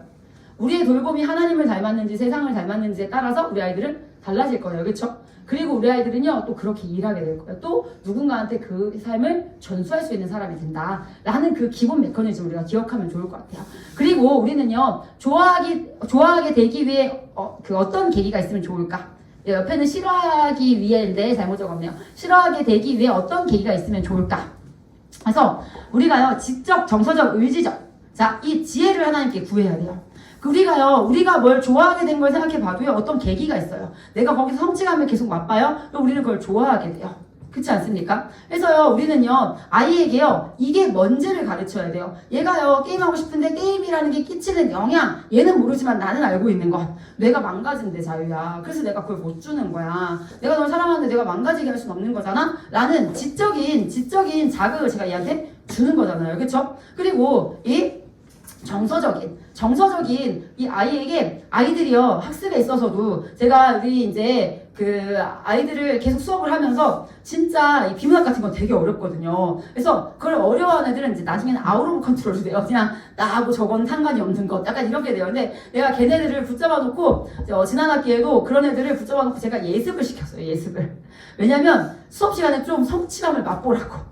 그래서 제가 이제 기획을 한 거죠. 얘가 이 국어 비문학을 진짜 어려워하는 몇 명을 제가 지금 뽑아가지고 걔네를 미리 예습을 시켰어요. 예습을 시키고 또 이제 수업을 제가 기본 수업을 딱 진행을 하고 그리고 소그룹으로 흩어져가지고 문제 풀게. 근데 얘네는 예습하면서 제가 이미 다 풀어줬어요. 그러니까 그 소그룹 모임에서 얘네가 신이 난 거죠. 저한테 이미 한번 배웠잖아. 그러니까 다른 애들 어려워할 때 이건 이래서 이렇고 이건 이래서 그렇고 그 소그룹에서 모임에서 애들이 막 설명을 하면서 성취감을 맛보게. 근데 진짜 이번 학기에 제가 감사했던 게 그렇게 수업을 한 친구가 어려워해서 제가 뽑아가지고 걔를 따로 공부를 시켰는데 걔가 이번에 1등 했잖아, 국어. 고등학교 1학년 말에서 1등 했어요. 그래서 엄청 저도 기쁜 기억이었고, 걔도. 그래서 이 아이가요, 어떻게 하면 여기서 기쁨을 맛볼 수 있을까를요, 우리가요, 고민하고 지혜를 구하면 하나님이 은혜를 알려주신다는 거예요. 그래서요, 정서적으로 우리가 어떻게 이를 도와줄 수 있을까? 의지적이라는 건 사실 뭐냐면 환경 조성. 아마 지난 시간에 에밀 선생님 오셨을 때 지정의, 의정지 얘기하셨을 거예요. 그쵸? 우리는 원래는 알고 거기에 대해서 그 지식을 사랑하게 되고 그리고 그것을 행동하게 되고 이게 오히려 인격적이라고 할 수가 있겠죠. 근데 아이의 때는요. 먼저는 뭐 해줘야 됩니까? 습관 잡아줘야 되잖아요. 그쵸? 그래서 의정지 우리 린생 공부에 오면 여기선 이렇게 행동해야 돼. 여기서는 이게 분위기야 라는 게 있잖아요. 그쵸? 그래서 의정지로 우리 아이들을 우리가 교육하잖아요. 그쵸? 그래서 우리도 그렇지 않아요? 내가 이걸 알고 그리고 사랑하고 이걸 하고 근데 아침에 일어났을 때 저는 그럴 때 있거든요. 아침에 일어났을 때 기도해야 돼. 할 힘이 안 나.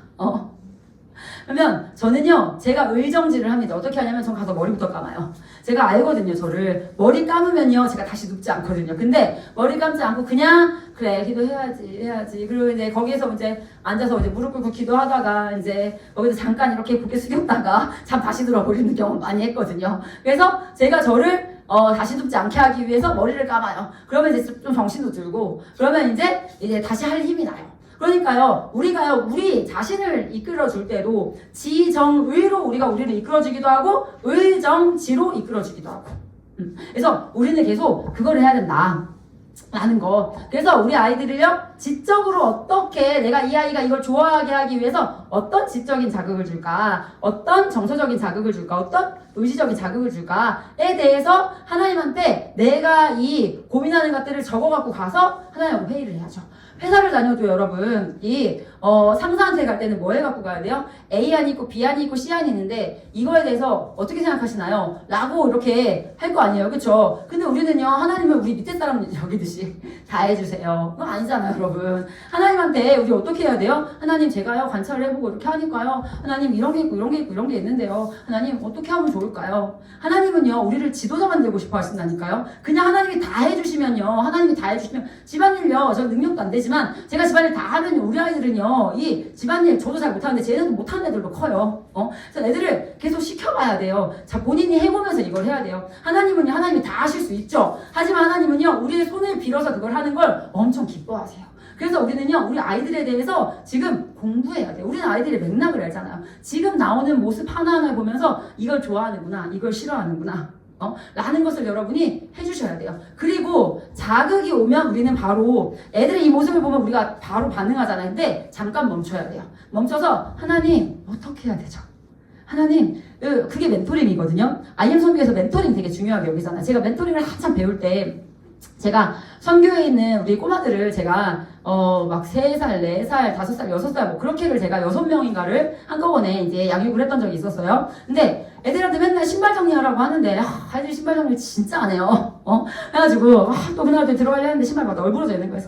그래서 멘토링을 배웠으니까 그래서 야, 신발 정리 좀 하라고 했지 막 이렇게 원래 보통 하는데, 그래서 거기서 딱 멈춰가지고 하나님, 제가 멘토링을 배웠잖아요. 하나님, 저를 지금 멘토링 해주세요. 하나님, 저에게 지금 뭐라고 말할지 가르쳐주세요. 잠깐 이렇게 기도를 하고 다시 이렇게 신발을 봤는데요, 하나님 보여주셨어요. 뭘 보여주셨는지 아세요? 제 신발이 있더라고요.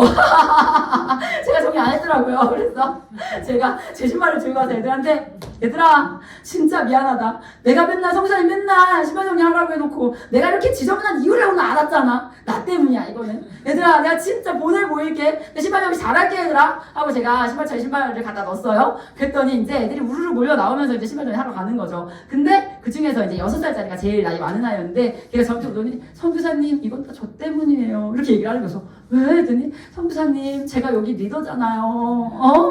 이거는 제가 이렇게 정리 안 해서 저 때문에 이렇게 얘기하는 거 보면서 제가, 와, 하나님이 일하시면 이렇게 되는 거구나. 하나님이, 내가 하나님께 멘토링 받으면 이렇게 되는 거구나. 라는 것을 제가 발견하게 됐어요. 여러분, 하나님의 방법으로 한다는 건 뭘까요? 우리가요, 그냥 이 행동을 했어. 그럼 바로. 근데 이런 것도 있긴 있어요. 즉각적으로 아이들한테 얘기해야 되는 것들이 있어요. 저는 예전에 이제 그 공동체 사역을 하면서 하나님 앞에 애들이 계속 제보를 해줘요. 어떤 애가 어떤 학생한테 함부로 한대요. 근데 제가 이제 걔를 불러서 얘기를 하고 하면, 자기는 진짜 그런 마음이 아니고 말을 또 엄청 잘해. 근데 자기는 막 그렇다고 얘기를 그래서 내가 하나님께 기도해서, 하나님, 현장을 잡게 해주세요. 현장을 잡게 해주세요. 라고 했는데, 이게 딱 들어갔는데, 이게 딱 봤는데, 이제 하나님 잡게 해주셔서, 바로 이제 걔한테 이제 얘기를 했던 적이 있었는데, 맞아요. 현장에서 바로 얘기해야 될 부분 있어야 돼요, 여러분. 근데, 우리가 우리 생각으로 안 하고 진짜 하나님이 일하신다는 건 뭘까? 이거는요, 진짜 우리가 정말 아이들을 관찰하고 그 관찰한 내용을 가지고 하나님께 여쭙고, 그래서 하나님 주신 거 가지고 실천하고, 우리가 이게 필요하다는 거 우리가 생각을 할 수 있었으면 좋겠어요. 그리고 그래서 우리 아이들이요, 이 얘기 많이 하죠. 물고기를 잡아주지 말고 물고기 잡는 법을 가르쳐라. 이 얘기 진짜 많이 하죠. 맞아요. 이거 맞아요. 물고기를 잡아주지 말고 물고기 잡는 법을 가르쳐야죠. 그런데요, 잡는 법만 가르쳐줬어. 잡는 법을 계속 가르쳐줬고, 얘는 잡는 것을 별로 좋아하진 않아. 그것도 문제 아닐까요, 여러분? 그게 아니라 진짜 이게 뭔지를 알고 그거를 좋아하는 아이가 된다면, 이게 뭔지를 알고 학습이 뭔지 제가 어제 애들한테 강조해서 이야기했던 게 국어학습이라는 게 뭔지 국어학습이라는 게 지금 니네에게 하나님이 어떤 선물을 주고 싶어 하시는 건지 이게 뭔지를 가르쳐줬어요. 애들한테 뭔지를 그래서 아이들이요 그게 뭔지를 알아야 그걸 사랑할지 그걸 멀리할지를 결정을 하죠. 우리가 이러지 않습니까? 우리가 나에게 음식에 있어서도 나는 참 이거 먹는 거 좋아해. 근데 내가 뭔지를 알아. 지식이 있어. 이게 내 몸에 어떤 영향을 끼칠지 알아. 그러면은 이걸 조금 거리를 둬야 되는 거잖아요. 제가 우리 아이들에게 자녀들에게 이 거리 설정을 해줍니다. 어떤 거리 설정을 해주냐면 자, 우리 아들에게 하나님이 창조하신 가장 건강하고 가장 좋은 음료수는 뭐지? 하면 우리 아들이 물이요 이렇게 대답해요. 자 그러면은 자기가 콜라가 먹고 싶어, 그치? 콜라를 왜 먹는 거지? 그러면 맛으로 먹는 거죠, 콜라는. 그쵸? 콜라를 건강하게 먹는 건 아니잖아요. 그러면 콜라로 갈증을 푸는 건 지혜로운 걸까, 어리석은 걸까? 어리석은 거죠, 어리석은 거. 자 그럼 콜라가 먹고 싶다. 그러면 뭐부터 해야 돼? 우리 아이들 다 이렇게 대답해요. 물부터 한 잔 쫙 들이키고 갈증 이렇게 하고 콜라는 뭘로 먹는다? 맛으로 먹는다. 맛으로 먹는다. 우리 아이들에게요 이게 뭔지 그래서 어떻게 거리를 설정해 줘야 할지 근데요 강요할 수는 없어요. 강요할 수 없어요. 그냥 가르쳐주고 제가 그렇게 사는 거예요. 제가 그렇게 사는 거를 보고 아이들이 어떻게 할지를 그래서 아이들이 우리도 그렇잖아요. 저는 과자 좋아해요. 저는 먹는 거 이렇게 밀가루 음식 좋아해요. 그런데 저는 알아요. 그게 뭔지를. 그래서 내가 진짜 좋아해야 하는 건 양파 뭐 이런 거 옛날에 싫어했었어요. 파 이런 거 싫어했었어요. 그런데 인생을 살면서 이런 게 사실 야채가 되게 건강에 좋은 건 내가 몰랐구나 해서요. 그런 건 이제 더 먹으려고 애써요. 그런 건 더 먹으려고 애쓰고요. 과자나 뭐 이런 것들은요 좋아해요. 지금도 좋아해요. 그런데 그거는 먹으려고 할 때 2개 먹고 싶으면 1개만 먹는 거. 왜냐면 내가 이게 뭔지를 알 때 이거를 어떻게 해요? 이거 거리를 얼마나 그러니까 내가 좋지만 조금 덜 해야지 하는 게 있어야 되고요. 내가 싫지만 좀 더 해야지 하는 게 우리 아이들이 그건 언제 할 수 있냐면 그게 뭔지를 알 때 그래서 우리 부모들이 해야 되는 건 그거. 우리 클라라 성사님이 잘 하시는 말씀 중에 이거 있거든요. 전 진짜 그 말에 되게 충격적이었어요. 왜냐면 뭐라고 말씀하셨냐면 이 몰라서 못한 거는 이해된다. 근데 알면서 안 한 건 진짜 나쁜 건 이렇게 저는 예전에 배웠단 말이에요. 근데 우리 클라우드 선생님이 이제 얘기를 해주시면서 이 몰라서 못한 거는 진짜 불쌍한 거다. 왜냐면 걔는 알면서 안 했어. 그러면 걔는 돌아올 수가 있잖아요. 그쵸? 근데 몰라서 못했어. 그거는요 돌아올 수가 없잖아요. 우리 부모가 해야 되는 건 뭐냐면요 우리가 이거를 걔한테 선택해주는 거 그거 못해요 우리가. 그거는 걔가 해야 될 일이에요. 그런데 우리는 계속해서 아이한테 이게 뭔지를 사탄은요 계속해서 이게 뭔지를 우리한테 숨기고요 겉만 보게 해서 야 막 내 편 들어주는 것처럼 하면서 나를 멸망의 길로 끌고 가려고 한다고요. 그런데 우리 부모가 해야 되는 일은 우리 하나님이 우리에게 해주시는 일 성경을 통해 하나님은 계속 뭘 해주십니까? 네 인생은 구원 역사야. 네 인생은 이 하나님 나라를 향해야 돼. 창조 타락 구속 재창조의 관점으로 우리가 이 세상을 볼 수 있게 하는 것 전체를 볼 수 있게 하는 게 우리 하나님이 하시는 일. 사단은 계속 내 앞에 거만 집중하게 나한테만 집중하게 그래서 전체 맥락 없이 그냥 내 마음대로 그냥 내 지금 좋을 대로 하는 게 나에게 좋은 것이냐 생각하게 하는 게 사단이 하는 일이라는 거죠. 그래서 여러분 바다가 어떤 곳인지를 알려주는 것 아이에게 고기 잡는 법 가르쳐줘야죠. 그런데요 이 바다를 사랑하는 어부가 될 수 있게 바다에는 이런 것도 있고 이런 것도 있고 이런 것도 있고 그 아름다움을 아는 아이. 쾌와 불쾌. 내가 쾌를 느끼면 그건 계속하고 싶어요. 불쾌를 느끼면 난 그걸 계속하고 싶지 않은 게 당연한 사람의 마음이에요. 그러면 여기서 어떻게 쾌를 느낄 수 있게 할까? 이게 뭐가 아름다운 것인지 아이에게 어떻게 알려줄 수 있을까? 내가 아름다워하면 돼요. 내가 교회에서 헌신하고 봉사하시는 분들을 보면서 아름답다고 느끼고 그거를 어떻게 해야 돼요? 제가 이 부모교육 다니고 이제 그 학부모님들 많이 만나면서 진짜 당황스러운 경우도 많이 봤어요. 어떤 경우냐면 부모님 만나보면 너무 좋으세요. 성품도 너무 좋으시고요. 진짜 대화를 나눠보면 내가 그 깊이에 감탄을 해요. 근데 얘는 아니에요. 왜지? 고민했는데 얘기를 들어보면 많은 경우가 부모와 자녀 간의 대화가 너무 없었어. 엄마의 그 깊이 있는 이 지식과 막 이런 것들이 엄마의 깊이 있는 이 정신 세계가 아이하고 대화가 없었으니까 엄마가 바쁘셨고 또 아니면은 뭐 이제 뭐 여러 가지 이유로 인해서 이 전수가 안 됐어. 그런 경우에는 이렇게 와 엄마가 이렇게 훌륭한데 애가 이럴 수도 있구나 라는 걸 진짜 많이 봤거든요. 그래서 여러분 아이하고 계속 접촉해 주시면서 이런 것들을 해주시는 것이 진짜 필요합니다. 그러면서 이제 여기 첫 번째 여러분 이게 적혀 있죠. 이 신뢰감과 불신감이 두 번째 장에 나와 있어요. 맨 처음에 형성되는 게 바로 이 신뢰감이라고 할 수가 있거든요. 맨 처음 뱃속에서는 모든 것이 다 공급됐었어요. 그쵸? 그런데 내가 태어났더니 어떻습니까?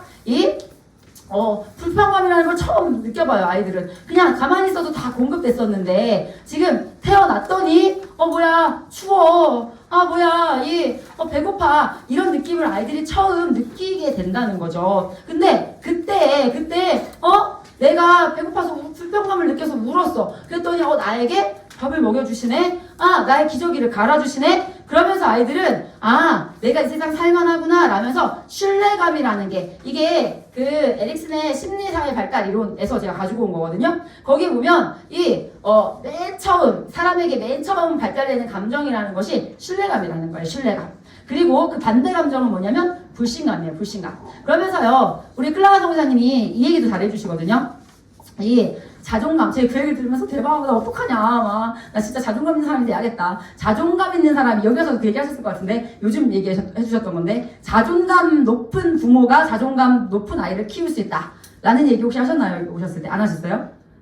하셨어요? 그래서, 자존감 높은 부모가 자존감이 높아. 그러면 아이는 계속 뭘 보게 되냐면 자존감이 높은 사람이 화내는 법, 자존감이 높은 사람이 지시하는 법, 자존감이 높은 사람이 일하는 법을 아이는 계속 보게 된다는 거죠. 그러면서 보는 게 그게 안식이거든요. 사실은 체육이거든요. 보는 것을 우리는 채우거든요. 그러니까 당연히 얘도 너무나 자연스럽게 자존감 높은 사람으로 큰다는 거죠. 그러니까 사실상 내 아이가 자존감 높은 아이가 되었으면 좋겠으면 내가 자존감이 높아야 되는 거죠. 사실은. 그러니까 사실은요. 하나님은 1타 2피. 하나님은 어떻게 해요? 이 자녀 양육이라는 하나의 이 과제를 우리한테 주심을 통해서 이 자녀를 올바르게 세우고 싶으신 마음, 그리고 하나님은 나를 새롭게 세우고 싶으신 마음.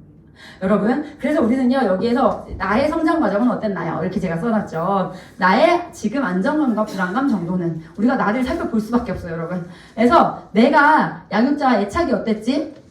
내가 보호자로서 나의 양육자에 대한 신뢰 정도가 어땠지? 라는 것을 자기의 한번 어린 시절을 한번 돌아보는 것. 그래서 내가 지금 이 모습이 됐을 때는 맥락이라는 게 있어요.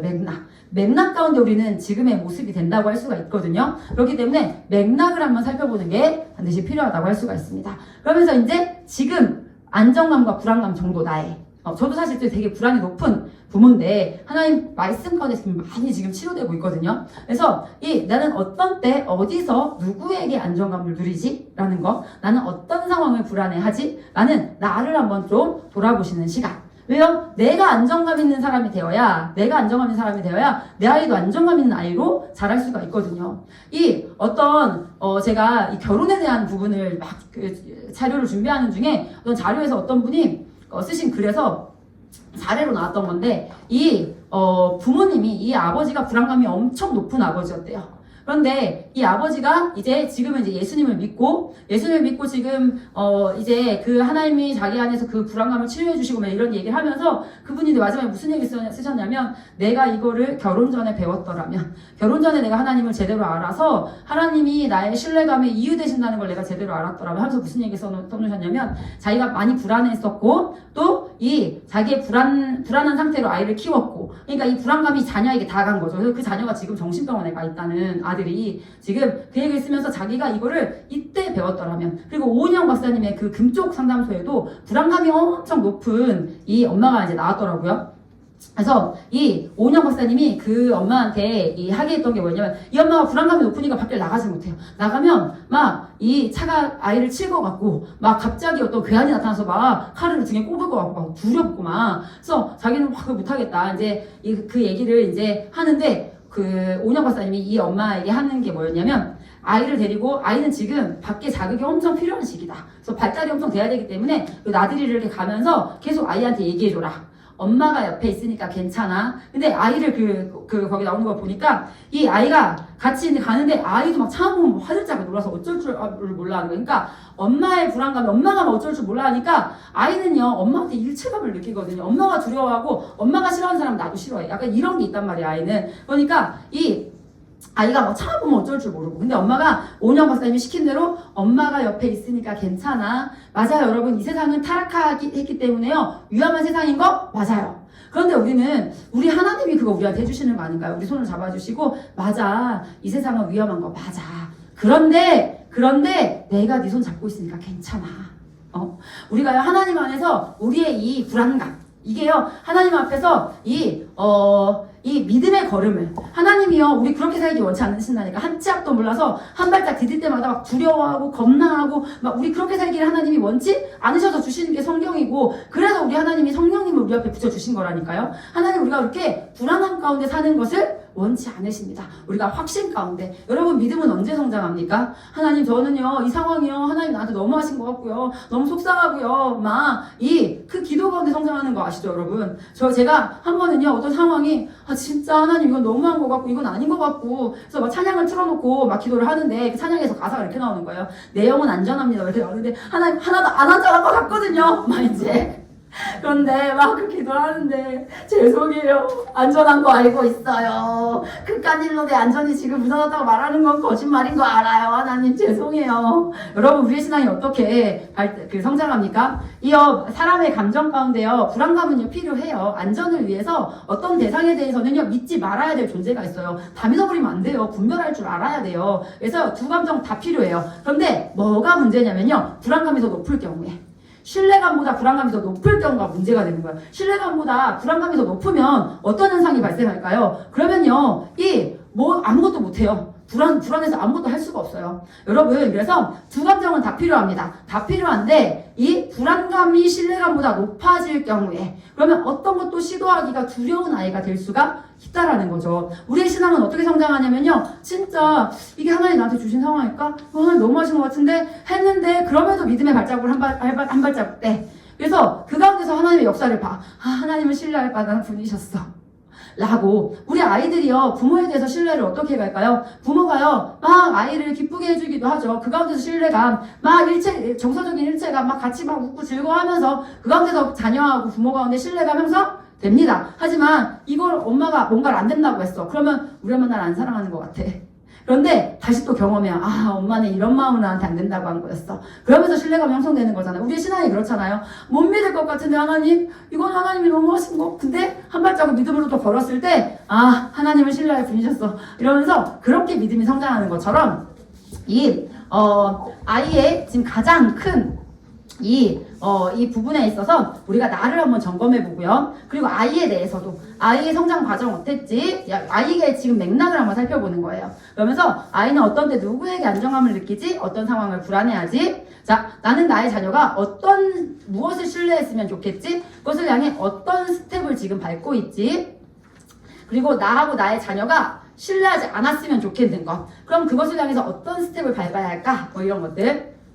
그리고 우리가 그걸 하면서 기억해야 될 게 반복된 경험은 내가 이 사람한테 계속 어떤 경험을 반복적으로 해요. 그러면 그거는 이 사람은 항상 이렇게 제가 아빠에 대해서 아침에 그렇게 가서 막 말 걸려고 했다가 하니까 그게 믿음이 됐어요. 저의 신념이 된다는 거예요. 반복된 경험은요 그게 신념이 됩니다. 신념이. 그렇기 때문에 이게 무엇을 믿어야 될지에 대해서 우리 부모님이 경험하고 있는 것들 아이에게 전수해 주시고 아이들도 하나님께 기도하고 응답받아보는 경험을 할 수 있도록 도와주는 작업이 반드시 필요하다. 그래서 그것을 위해서는 우리가 미리 하나님과 회의하는 과정이 필요하다.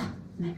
자, 그리고 이 두 번째가 이제 자율성과 수치감이에요. 그래서 우리 아이들이 한 3살 지나면 내 거야, 내가 할 거야 라고 하는 게 자율. 자율이라는 건 뭐냐면 이 스스로 자자의 법칙률이에요. 자율성이 있다는 건요, 마음대로 한다는 얘기가 아니에요. 자기의 기준을 따라서 자기가 세운 그 법칙과 기준을 따라 행동한다는 거라고 할 수가 있어요. 하고 싶은 대로 다 하는 게 아니라 해야 될 것, 안 해야 될 걸 자기가 정해서 지키기 때문에 남이 시킨 대로 타율이 아니고 내가 법칙을 정해서 하는 게 자율성이라고 할 수가 있어요. 자율성을 키워서 내버려둬야 되는 게 아니에요. 아이들이 분명하게 옳은 기준을 세울 수 있도록 도와주는 게 필요해요. 왜냐면요, 아이들은 아까 얘기했던 것처럼 반복된 경험. 내가 이게 오락이야. 거기서 계속 재미를 느껴. 그러면 그게 좋은 거라고 착각할 수가 있다는 거예요. 그래서 뭐를 접하고 뭐에서 즐거움을 느끼고 또 그래서 어떤 기준을 가지고 살아가야 될지 아이들이 생각할 수 있게 도와주는 게 필요해요. 그래서 이 반대 개념이 수치감이거든요. 수치감은 남들이 나를 어떻게 볼까라는 게 수치감이에요. 수치감. 그래서요, 근데 수치감도 필요해요. 이 세상은 함께 사는 세상이에요. 그래서 나 혼자 사는 세상이 아니기 때문에 우리 아이들이 수치감, 그래서 이거는 창피한 거야 라는 것도 우리 아이들이 알 수 있는 사람이 돼야 돼요. 근데 다만 이 중요한 건 뭐냐면 자율감과 수치감 이렇게 두 가지 중에서 지금 만약에 수치감이 더 높아지면요, 다른 사람이 어떻게 볼까 때문에 시도를 못하는 아이가 될 수 있다는 거예요. 그렇기 때문에 자율성이 더 높은 아이로, 자율성을 가지고 어떻게 해요? 수치감이 올 때 한 발짝을 더 내딛을 수 있는 그런 아이로 키우는 게 중요하다고 할 수가 있어요. 그래서요, 자율성이 있어야 목적의식이라는 게 생길 수가 있습니다. 아이에게 자율적인 부분들을 제가 오늘 아침에 이 아이한테 한 것도 어떤 부분에 있어서는 네가 기준을 한번 정해봐. 엄마는 지금 바쁘고 놀아줄 수 없고, 그리고 지금 네가 그걸 하고 싶어. 근데 나는 내가 그걸 왜 안 된다고 하냐면 나는 그게 미디어가 너에게 어떤 해로움을 끼칠지 때문에 나는 그래서 걱정이 돼서 그렇게 얘기하는 거야. 그리고 나는 네가 그런 것보다는 말씀과 기도와 이렇게 하나님을 찾는 거를 더 하면 좋겠는 사람이 됐으면 좋겠어서 그렇게 하는 거야. 네가 그럼 한번 정해봐 라고 지금 얘기한 거잖아요. 자율성을 내 아이의 분명한 이유와 목적을 아이들한테 가르쳐 주면서 아이들에게 그 안에서 본인이 그럼 내가 울타리를 정해준 거 안에서 아이들이 판단하고 결정해서 기준을 한번 세워볼 수 있는 기회를 클수록 더 많이 주셔야 된다고 할 수가 있습니다. 여기도 질문들이 막 있죠. 나의 기준들이 있어요. 우리가 의식주 생활에 있어서 예의 부분에 있어서 학습, 성품에 있어서 학습에 대해서 일에 대해서 신앙에 대해서 관계에 대해서 나의 기준들을 내가 한번 써보는 게 좋아요. 그리고요, 자녀들을 한번 쭉 보시면서 자녀는 어떤 기준을 가지고 살아가지? 모든 사람은 다 자기 기준을 가지고 살아가거든요. 그래서 내 자녀는 지금 어떤 기준을 가지고 있지를 좀 한번 생각해보는 작업이 필요해요. 그러면서 우리가 한번 생각해봐야죠. 내 기준은 어떻게 형성됐지? 누구에게 전수받았지? 어떤 경험으로부터 전수받았지? 내가 이런 기준이 이렇게 생겼어. 그러니까 우리가요, 뭘 잘해야 되냐면 개구리가 올챙이적 시절을 잘 생각할 수 있어야 돼요. 그러면요 우리가 어렸을 때 어떤 생각과 이런 것들을 생각할 수 있으면 아이들을 공감해 줄 수 있어요.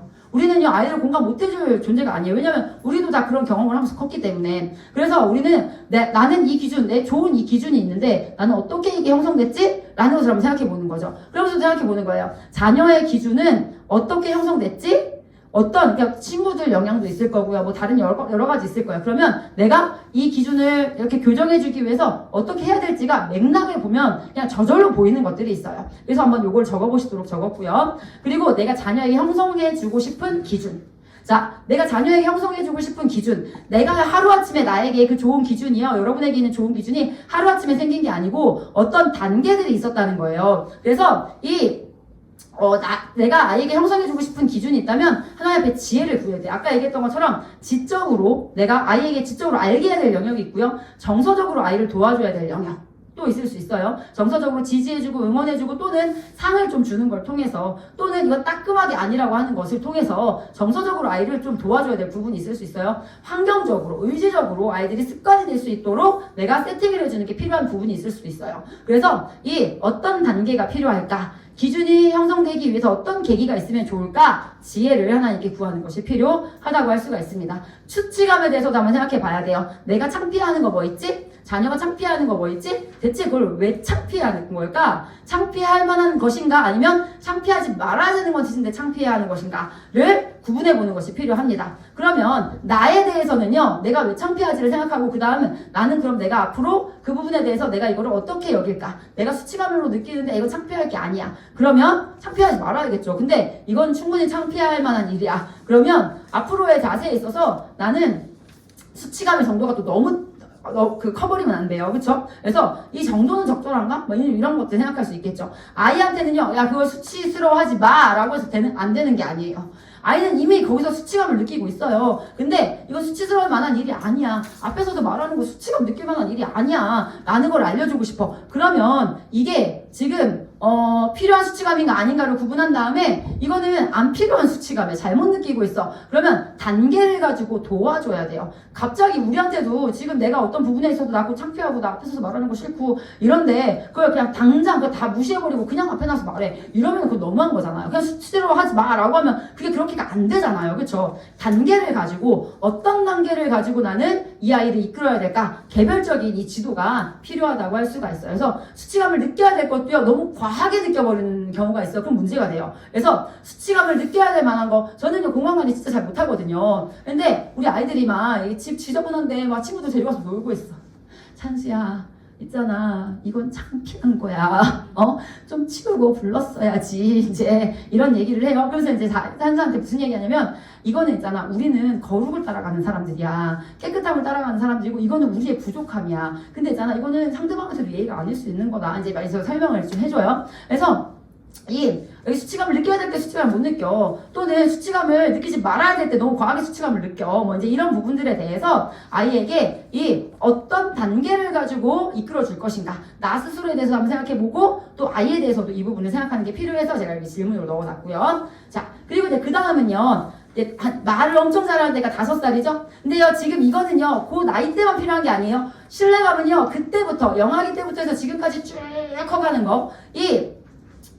자율성도요, 기준이라는 것도요, 그때부터 시작돼서, 그때 폭발적으로 되긴 하지만, 지금 아이들 안에는 기준이라는 게 세워져가고 있다. 주도성도요, 5살부터 시작된다는 거예요. 근데 그때부터 쭉 이 인생 가운데 주도적인 인생 살도록 하나님 우리를 다스리는 자로 만드셨거든요. 5살 때쯤부터 애들이 이제 주도성과 자율성의 다른 점은 뭐냐면, 자율이라는 건 스스로의 법칙에 따라서, 그러니까 엄마가 해주던 거 내가 할래가 자율성이에요. 그런데 주도성이라는 건 뭐냐면 새로운 것을 창조하고 새로운 걸 기획해낼 수 있는 힘이 생기는 거. 이게 바로 주도성이라고 할 수가 있어요. 새로운 일을 기획해내는 거. 그래서 이때 아이들 보면요, 막 놀이를 만들어내고요, 막 식탁 같은 데가 막 이불 씌워놓고 우리 기지다 막 이런 거 알려준 거 아니잖아요, 누가. 자기들이 만들어내는 거잖아요. 그런 게 바로 주도성의 모습이라고 할 수가 있어요. 수치감은 남들이 보기에 어떨까요? 이제는 자기 스스로를 좀 생각할 수 있어요, 아이들이. 죄책감은 뭐냐면, 내가 스스로 봤을 때, 나 스스로 봤을 때 내가 이건 좀 아닌 것 같아 라는 생각을 하기 시작하는 나이가 5살부터다 라는 거라고 할 수가 있습니다. 자, 그래서 여기도 역시요, 이 죄책감 필요합니다. 죄책감이 너무 없으면은 이게 사람이 그 양심이 없는 사람이 될 수가 있어요. 근데요, 죄책감이 필요한데 죄책감이 너무 과해. 그럼 그 죄책감 때문에 뭔가를 주도할 수가 없는 아이가 될 수가 있어요. 그래서 이 죄책감하고 주도성 중에서도요, 주도성이 더 큰 게 중요하다고 할 수가 있습니다. 그래서 여기 질문에 이렇게 나와 있죠. 나는 주도적인가? 나도 한번 살펴봅시다, 나도. 자, 앞에서 이끄는 일에 대해서 나는 어떻게 느끼는가? 내가 제자 삼고 싶은 연령은, 내가 얘네들 앞이라면, 내가 이 정도 연령대라면 나 앞에 서는 거 진짜 싫어하지만, 이 정도 연령대라면 나는 할 수 있겠다. 이런 것도 한번 써보시고요. 내가 새로운 것을 시도하는 영역은 어느 부분이 있나? 내가 새로운 걸 시도하기 어려워하는 영역은 어느 것이 있나? 나의 자녀의 주도성. 앞에 서는 거, 누군가를 이끄는 거, 새로운 것을 기획하는 것에 대해서 어떻게 생각하는지 아이하고 대화를 한번 나눠보시면서 우리 아이에 대해 공부를 한번 해주셔야 돼요. 자, 그리고 하나님은 지금까지 나를 어떻게 이끄셨지? 나의 주도성을 하나님이 이렇게 세워주기 위해서 나를 어떻게 이끄셨지? 한번 생각을 해보시는 게 필요해요. 그리고 우리 아이에 대해서 지금 주도성이 이 모습이 보이고 있는데 뭐가 원인이었을까? 나를 닮은 거였을까? 아니면 어떤 경험 때문이었을까? 원인을 살펴보면 해결책이 보이겠죠? 자, 그러면 나에 대해서는 앞으로의 자세, 자녀를 이끄는 하나님이 이미 우리는 주도적인 자로 다스리는 자를 세우셨어요. 여러분은 여러분의 자녀를 지금 주도적으로 이끌고 있는 자, 하나님이 여러분을 다스리는 자를 하셨고 여러분을 지도자의 자리에 세우셨거든요, 이미. 자, 그래서 나는 자녀를 이끄는 새로운 일들 앞에서의 등 나의 주도성이 앞으로 어떤 방향으로 흘러가야 될까를 한번 생각해 보셔야 되고요. 그리고 우리 자녀에 대해서는 주도성 있게 해 라고 말할 수가 없어요. 앞으로 자세를 내가 정해줄 수 없어요. 그러니까 도와줘야 돼요. 가정의 일에서 자녀의 아이디어가 필요한 곳이 있거든요. 그래서 야, 네가 한번 아이디어 내서 여기를 새롭게 한번 만들어봐. 뭐 이런 거라든지. 인생에 대한 어떤 지적인 자극이 필요할까? 정서적으로는, 삶의 습관으로는 주도성 향상을 위해서 지적, 정서적, 의지적으로 우리 아이한테 어떤 도움이 필요할까 해서 아이에게 자꾸 자리를 맡겨보고 또 위치를 좀 맡겨줘보고 또 어떤 새로운 일을 혼자서 한번 해보게 하고 내가 알려준 대로가 아니고 알려준 대로 하게 하는 건 자율성이라면요. 이거는 새로운 거를 한번 얘가 우리 집에 우리 같이 놀러 갈 건데 네가 한번 기획해봐. 그래서 그 다음 네가 해온 초안을 가지고 엄마랑도 논의하자. 이런 게 다 주도성을 키우는데 아주 좋은 도구가 될 수 있다고 할 수가 있어요. 자, 죄책감도 한번 점검해봐야 됩니다. 나는 어떤 때에 죄책감을 느끼나 어떤 영향을 내가 느낀 죄책감은 나를 새롭게 하고 나를 다시 잘할 수 있는 존재가 되게 하는가 아니면 나를 좌절하게 만드는가. 필요한 죄책감인가? 필요한 정도의 죄책감인가? 내가 죄책감이 들 때 나는 어떤 행동을 주로 하는가를 나를 한번 점검해 보셔야 돼요. 나는 어떤가? 자, 그리고 나의 자녀. 남이 보기 때문이 아니라 스스로 이건 내가 잘못한 거야. 라고 내 아이가 생각하는 영역은 어떤 영역인가? 자, 그리고 그럼 죄책감을, 나에 대해서 내가 죄책감을 느끼는 이유는?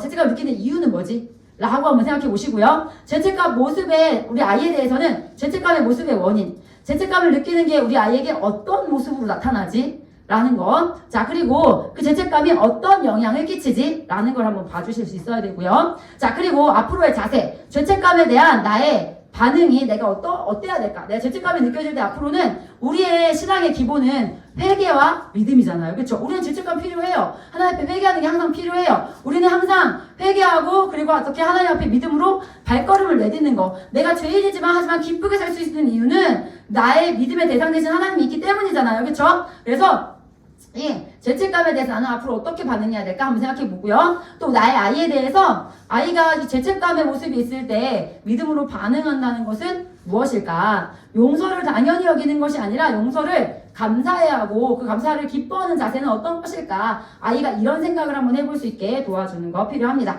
그 다음에 이제 초등학년 2는 이것만 끝이에요, 여러분. 자, 수고하셨어요. 자, 조금만 더 힘을 내세요. 네, 자, 근면성. 이게 초등학년기쯤 되면요. 그동안은 유치원 때는 아유 그냥 예뻐. 근데 이제 초등학교에 가면 아이들 눈에도 스스로 보이기 시작해. 쟤는 저걸 더 잘하네.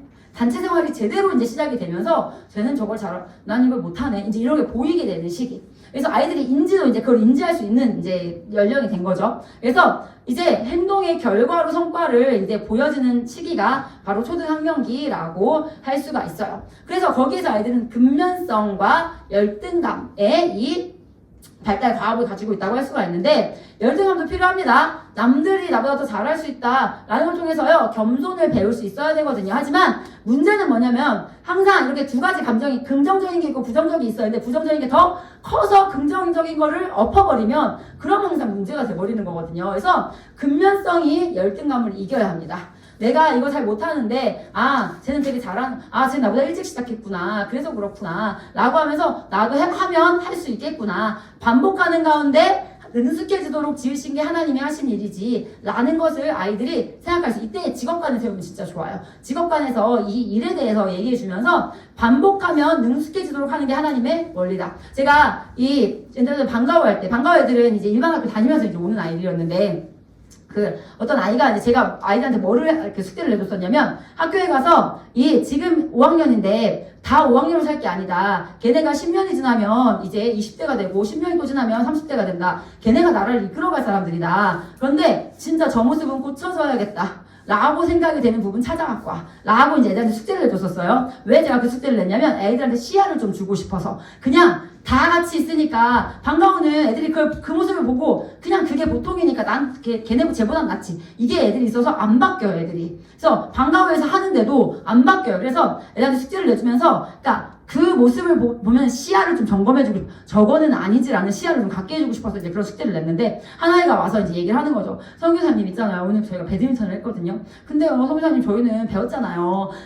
원래 일은 자꾸 해야 뭐든지 시작할 때는 못하는 게 당연한 거잖아요. 반복할 때 우리는 능숙해진다고 우리는 배웠잖아요. 그런데요, 제 친구가 배드민턴 하는데요. 이게 처음 한대요, 배드민턴. 근데 못한다고 막 짜증내서 배드민턴치 막 던지고 막 욕하고 막 이렇게 하는데 진짜 쟤는 뭔가를 처음 할 때마다 저러면 진짜 뭘 못 배우겠다 제대로 이런 생각이 들었어요. 라고 이제 얘기를 해주는 거예요. 그래서 이 초등 시기부터는 직업관이 좀 애들한테 들어가서 일이라는 게 무엇인가 하나님의 원리가 반복하면 능숙해지는 게 당연한 거다 라는 것을 아이들이 알아야 열등감 속으로 빠지지 않을 수가 있거든요. 자, 그래서요 우리 아이들이 이제 그 부분을 이제 좀 해보기 위해서 제가 우리 스스로 또 우리는 항상 우리를 점검해 봐야 되죠. 내가 아주 꾸준하게 잘 하고 있는 영역. 여러분 부모님들이 우리 아이들은 지금 근면성 있는 사람이 한 그 예시로 롤모델로 여러분을 보고 있는 거거든요. 여러분이 꾸준하게 잘하고 있는 영역을요, 애들한테 좀 알려주셔야 돼요. 말해주셔야 돼요.